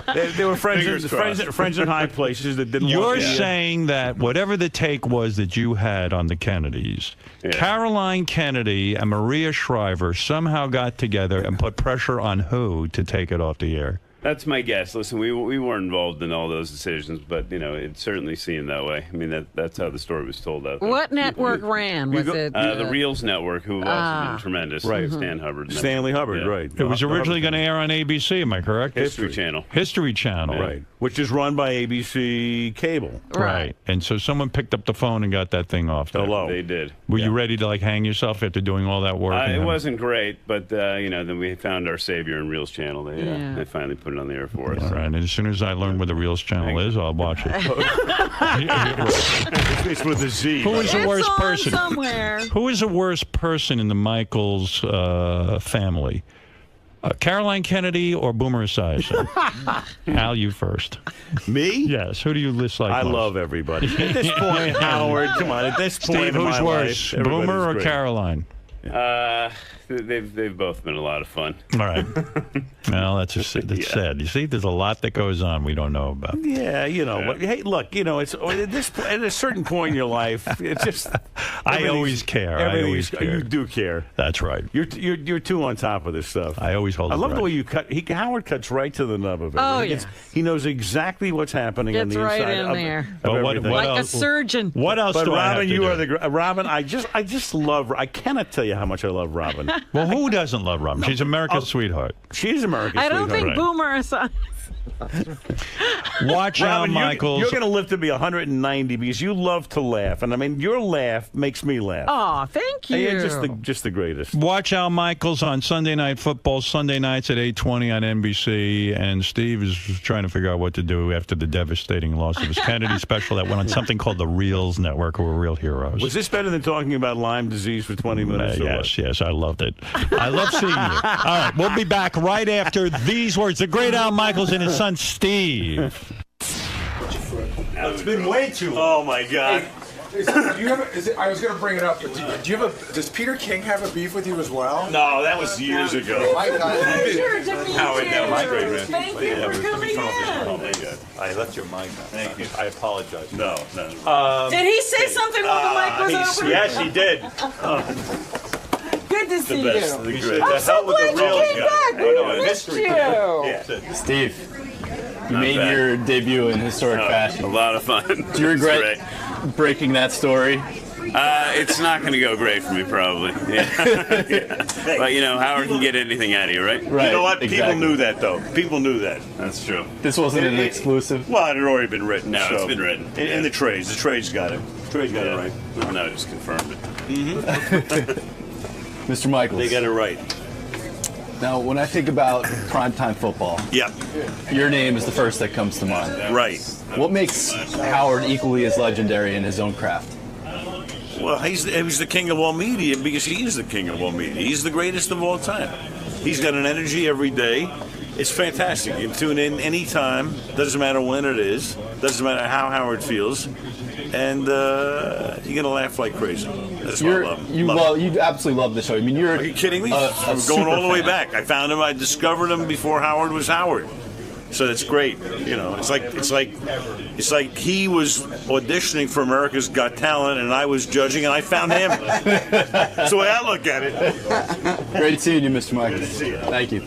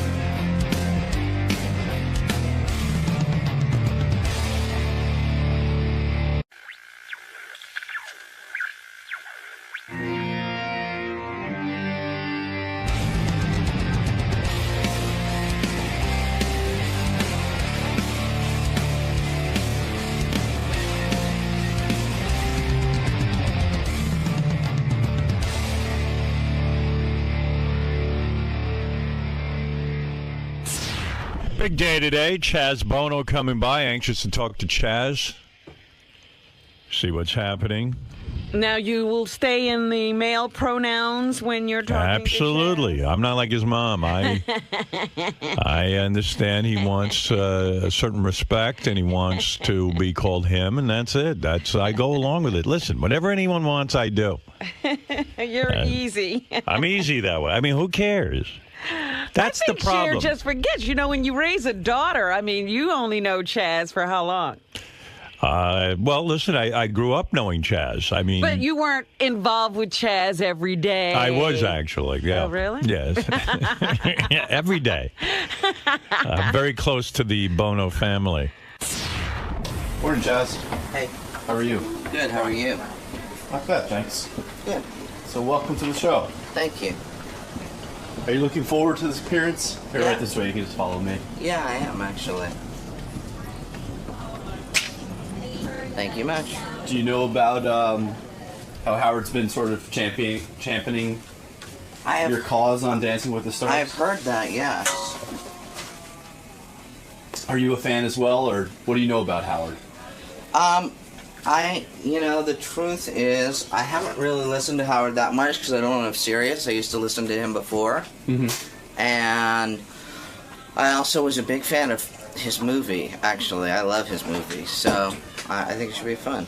Cool. I'll see you in the studio. Okay. All right.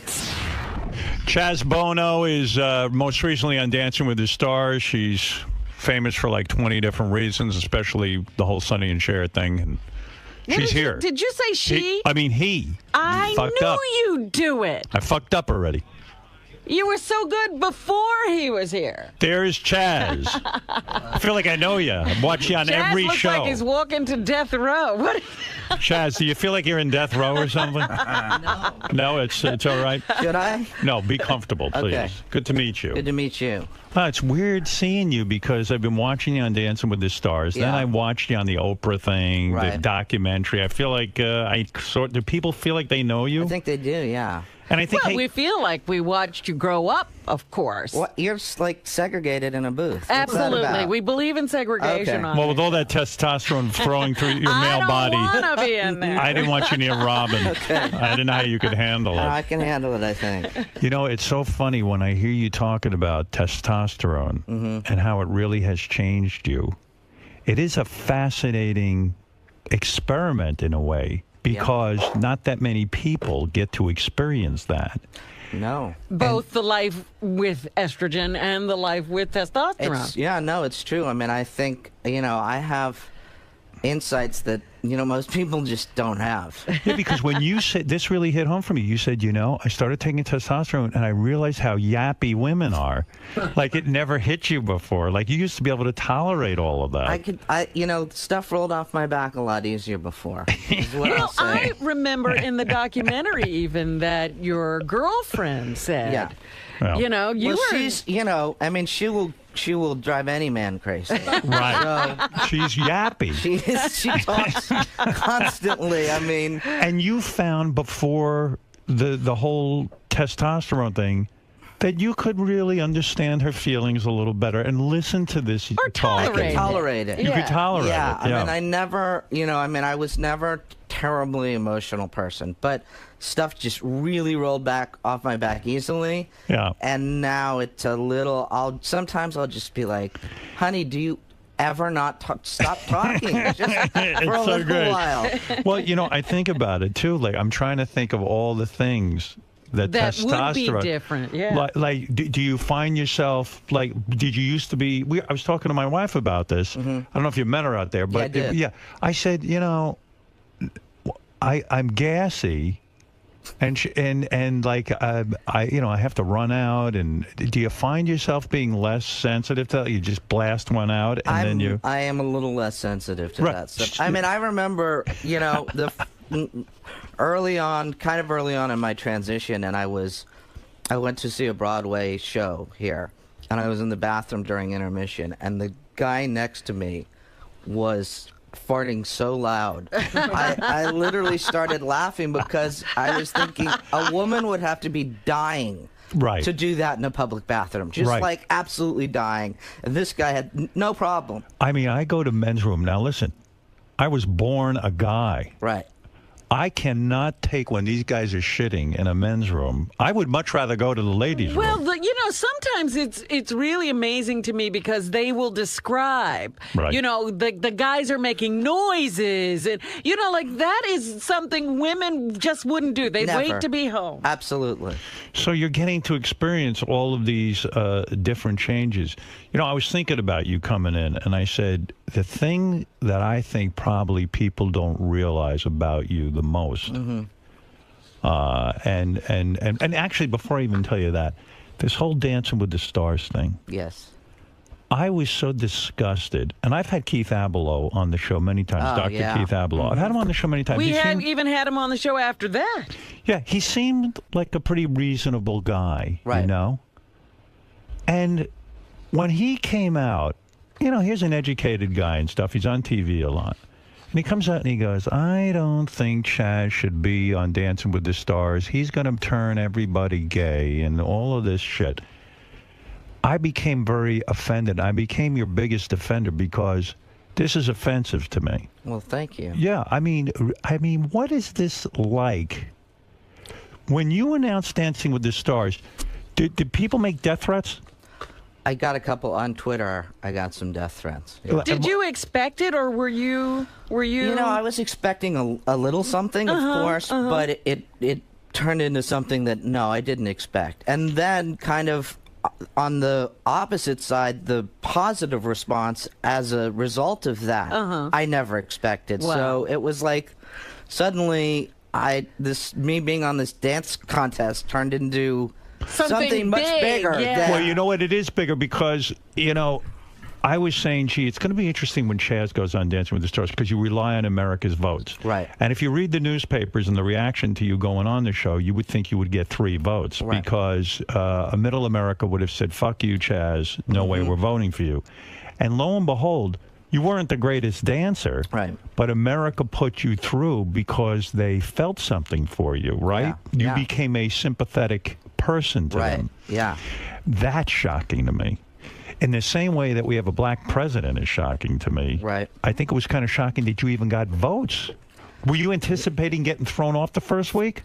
I really hoped I wouldn't. That's like, your worst nightmare. Right. But I really didn't, plan on being around forever. Right. And so, I was thrilled. And it really, if anything, it's really spurred me on to really do my best and put everything into it because I was overwhelmed by the response that I got from people. You say after you were on Dancing with the Stars and your mother showed up that week to Dancing with the Stars, that your relationship with her got better.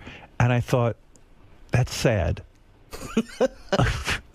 You agree with that statement? I feel like, is that what it takes? Yeah, because is that what it takes to get a mother's love? No, I didn't. No, I think you're what I what I meant was that I think that we had something that we could kind of relate to professionally, because she's a performer. I've written books and I, give talks and stuff like that, but and in activism, but she doesn't do any of that. So here was something that like we could kind of bond on a certain level that hadn't It come was a before. common experience. It was a common experience. Did she give you advice?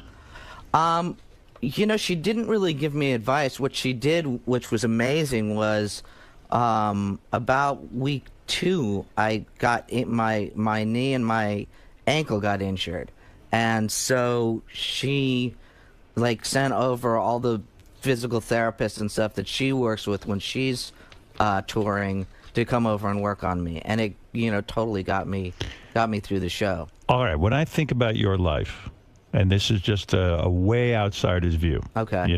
I was one of those guys sitting there watching Sonny and Cher Hour every fucking week, Right. seeing you come running out, and you were dressed like Cher and all that, and all that stuff.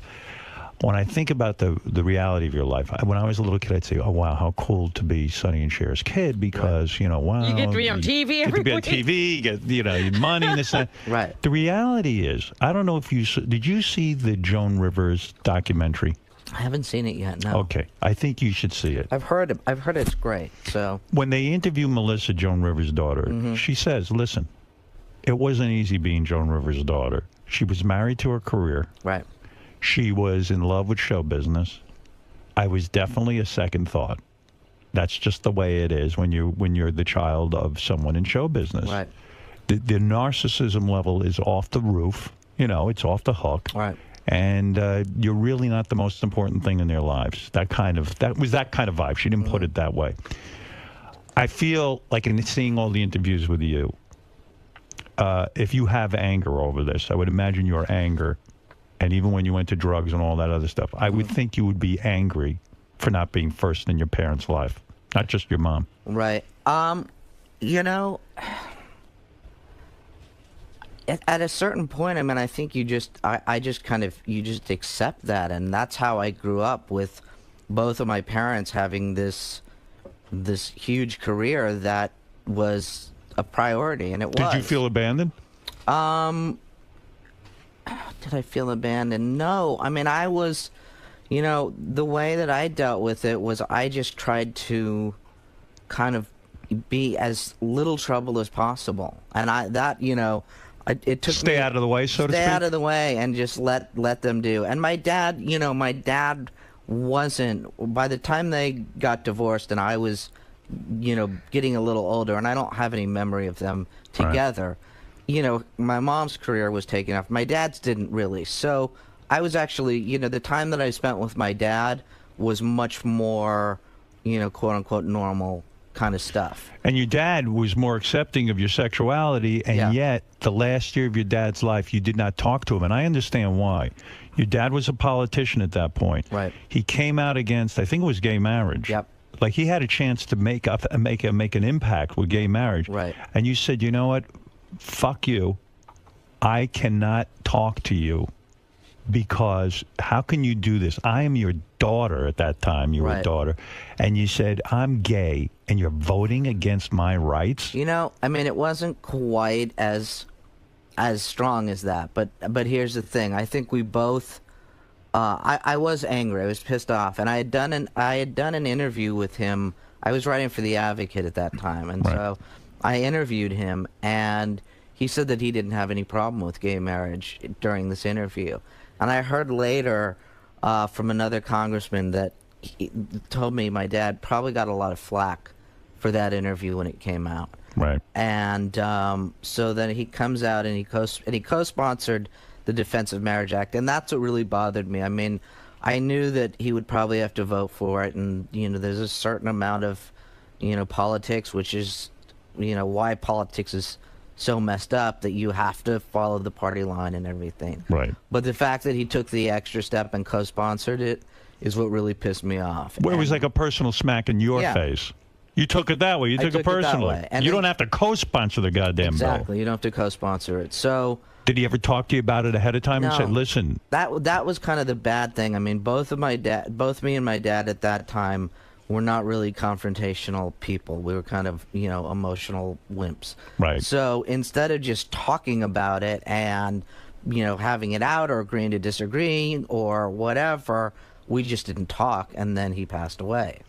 So is that like a great regret of yours, or do you put it in its proper perspective? You were absolutely right to be angry about that. I think it's both. I mean, I was absolutely right to be angry about it. I mean, you can't help your emotions. I wish that I'd handled it differently. Did you go to the funeral? Of course. But was that weird? Did anyone come up to you and go, you weren't even talking to your dad, you gave him great heartbreak and blah, blah, blah, blah, blah? No, not No at one laid all. a trip? No. Everybody was really nice, and it was, so at the time I did, but it wasn't just me. I thought both of us, what a stupid thing we did.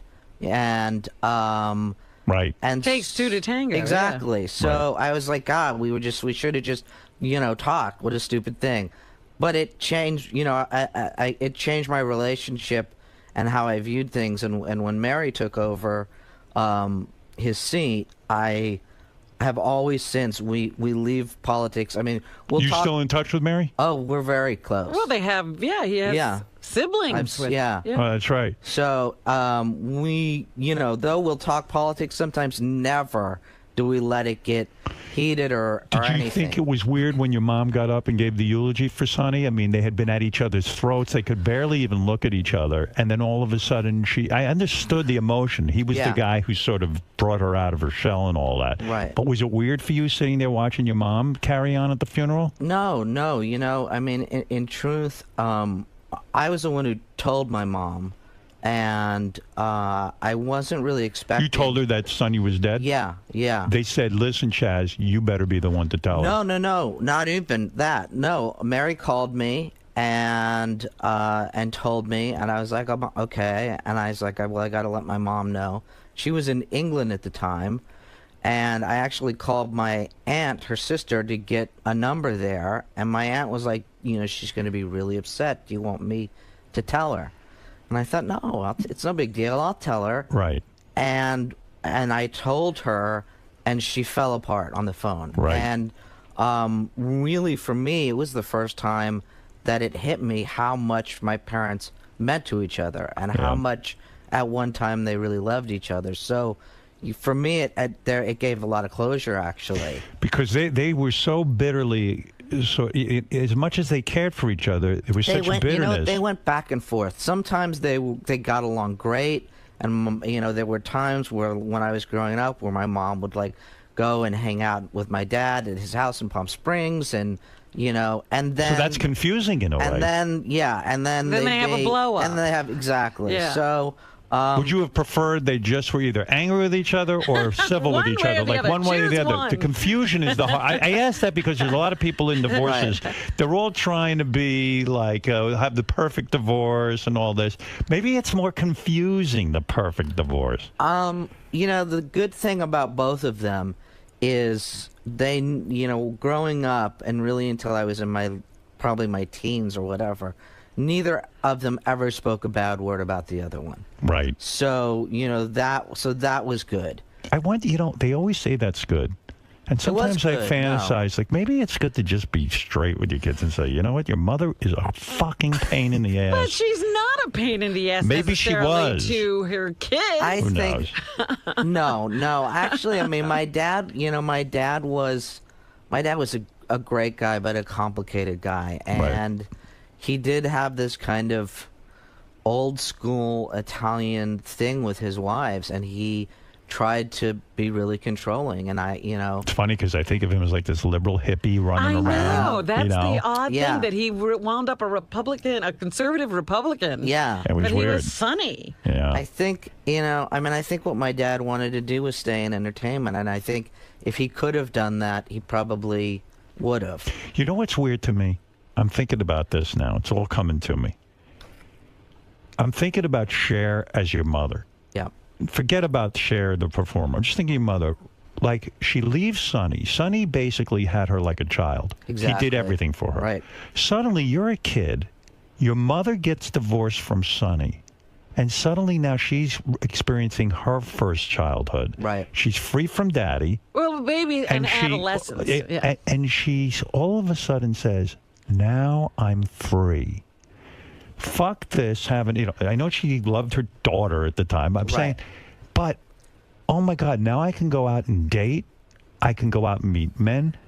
This had to be confusing to you. I have First a of all, huge career. Was it weird to you your mom was running around in, like, outrageous outfits, showing her ass cheeks? The belly, was famously flat. I mean, gorgeous body. Every guy wanted to fuck her.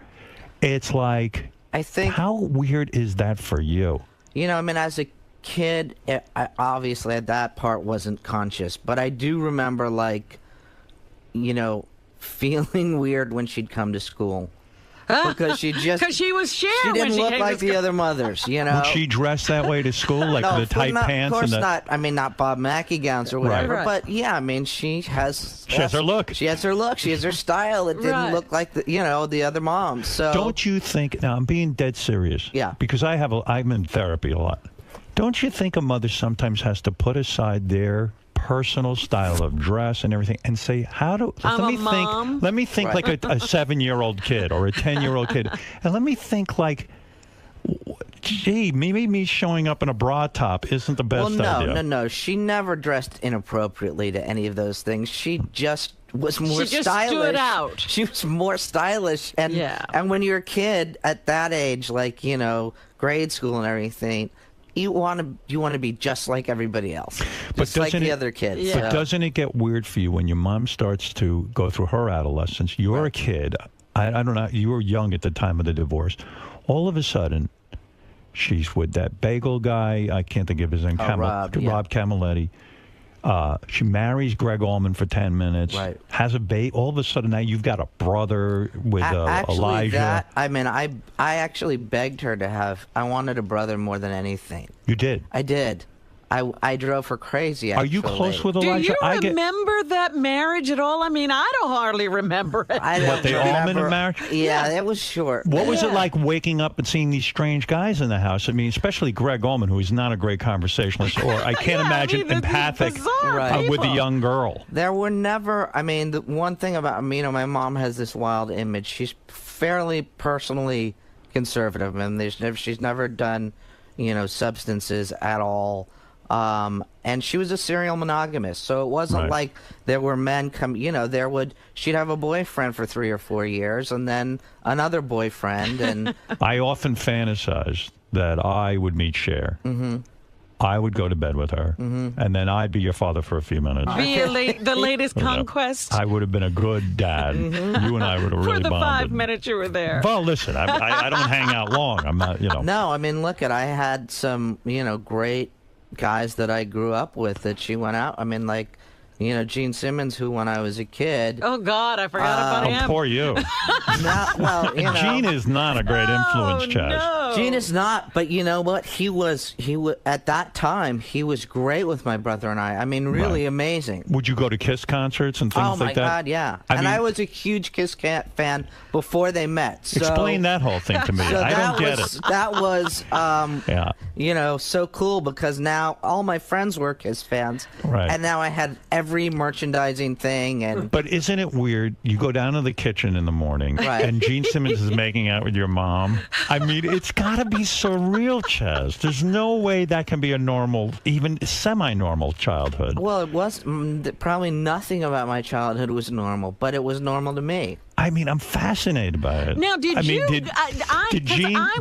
Just real quick, did Gene charge you for merchandise? Oh, no. Stop. Did you get the Kiss coffin for free? I got it for free. You got it for free. I know. Free. I know. He likes to charge for about everything now. But, cheapest guy on the planet, right? Totally. Yeah, but I mean, Cher probably had to pay for everything. No, but he was. I mean, he was incredibly generous with me. Actually, he was. He really was. Yeah. Well, I'm still trying to get a sense. Did you live at home every day? Were there nannies? Who did the actual? Who made breakfast? What was the setup? Yeah. I mean, well, when I was with my dad, no, there weren't because he was around. So when I was with my mom, I had a nanny, and there was a a cook, and I imagine Did you go to boarding school? Because Elijah told us he went to boarding school. No, I didn't go to boarding school. Okay. But I did. You might have been better off. I might have. Yeah. I did. I went to school here in New York in performing arts, which then turned into LaGuardia. Which is weird. I always had the vibe with you that you weren't into performing, that you were sort of